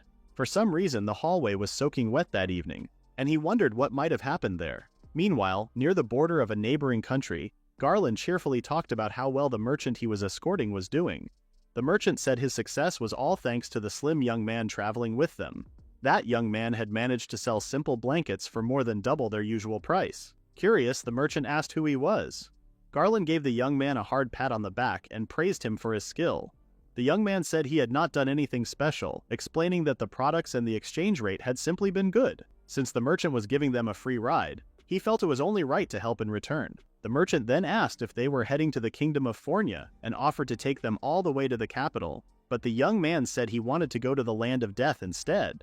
The merchant was shocked and nervously asked why he would go to such a dangerous place. The young man calmly said that he only wanted to visit his younger brother. The night after what happened between him and Layla, Theo went straight to bed and quickly fell asleep. But soon he found himself inside a small cafe. Out of nowhere, the goddess appeared and gave him a playful flick on the forehead. When he saw her pouting face, Theo realized he was in the divine realm, and the goddess confirmed it. Feeling nervous, Theo asked if he had done something wrong again. The goddess, still blushing, told him that was exactly why she had called him. She nervously mentioned how he had finally done certain things with Layla. Theo admitted it, and at that moment, he realized she must have been watching the whole time. The goddess then explained that the act had given Theo a huge amount of favor. Because of that, she warned him not to update his favor for a few days. If he did, his heart would burst and every hole in his body would leak fluids. The warning scared Theo, so he promised to be careful. As he looked at her, he noticed her outfit and couldn't help but wonder about it. The goddess said she knew he seemed to like maids, so she dressed as one. She asked if she looked good in the maid uniform, and Theo said she looked lovely. His answer made her smile happily. Theo was still amazed at how beautiful the cafe looked. The goddess proudly said she made it herself since she was the goddess of the hearth who ruled over fire and creation. For her, creating things like this was easy. Because Theo had been working hard, she made the cafe as a reward for him, thinking he could use some rest. Theo tried to say there was no need for a reward, but the goddess insisted. She leaned forward, planning to kiss him to update his favor, but suddenly stopped. She remembered her own warning. If she gave him more favor, he would explode. Frustrated, she muttered that not only Alice but even Layla was getting in her way now. She wondered when it would finally be her turn. Since she couldn't give him more favor, she decided to pamper him instead. She fed him some cake, cleaned his ears while pressing her chest against his face, and gave him warm hugs. When it was time for Theo to return, she handed him another piece of god metal as if it were an allowance. Theo started to wonder if something so precious was really okay to receive so easily. The next day, Theo began training with his sword every day alongside Layla, just like he used to do in the capital. It was his way of staying active after feeling out of shape. During one of their practices, Layla absent-mindedly swung her sword and hit the ground. Theo took that moment to counterattack. He stepped on her sword thinking she wouldn't be able to use it for a while, and believed he was finally about to win his first match against her. But then Layla smiled slightly and kicked his foot away from her sword. Theo lost his balance and fell to the ground, and Layla quickly pointed her sword at him. She said he was too focused on her weapon, though she could tell his movements had improved a lot. Theo replied that it was thanks to her constant training with him. He also guessed that her favor might have helped him improve. Layla couldn't stop herself from blushing. After he mentioned it, she remembered Luna telling her that she could transfer even more favor if she became more intimate with him. The word intimate made both of them recall what they had done before. Their faces turned red and they felt so embarrassed that it was like their heads were about to burst. Theo tried to act normal, but the memory made everything feel awkward. He silently wished something would break the tension between them. Just then, Aisha appeared and called out to Theo. He quickly ran to her and thanked her for showing up since things had gotten so awkward with Layla. He asked if something was wrong. Aisha said that someone was waiting at the gate who claimed to know him. When she looked at Theo and Layla, both red-faced and uneasy, she suddenly remembered what had happened between them that night. Her face turned bright red as well. Theo, noticing how flushed she looked, asked if she was feeling sick. Aisha quickly shouted that it was nothing and that she had only come to tell him about the visitor. Then she ran off, insisting she wasn't blushing because she remembered anything at all. Theo wondered what was wrong with her, but his thoughts quickly shifted to who might be visiting him. He guessed it could be Laurent, though there were no deliveries scheduled that day. When he went to check outside the gate, he saw a man standing there. The moment the man noticed him, he ran toward Theo at great speed and lifted him up. It turned out to be Garland. Garland said he had missed him deeply. Theo was shocked to see him and asked why he had come all the way to the frontier. Garland said he came just to see him. He mentioned how surprised he was to see Theo had grown bigger but still felt light when he lifted him. Theo remembered that Garland had been assigned to a small town in the countryside. Garland confirmed that after being dismissed as Isabella's guard and forced out of the capital, he spent about 3 years guarding the border. He then explained that he had heard from a merchant that Theo had been appointed as the Lord of the Land of Death. Garland said that was basically a polite way of saying Theo had been banished from the capital. Theo replied that the official story was that he had bravely volunteered to reclaim the wastelands. Garland shared that he had written to the king, asking to join Theo, but was told he would have to give up his knighthood if he wanted to do so. Theo thought that was cruel. Garland had been born a commoner, and earning the title of knight had been extremely hard for him. The king knew that and still used it against him.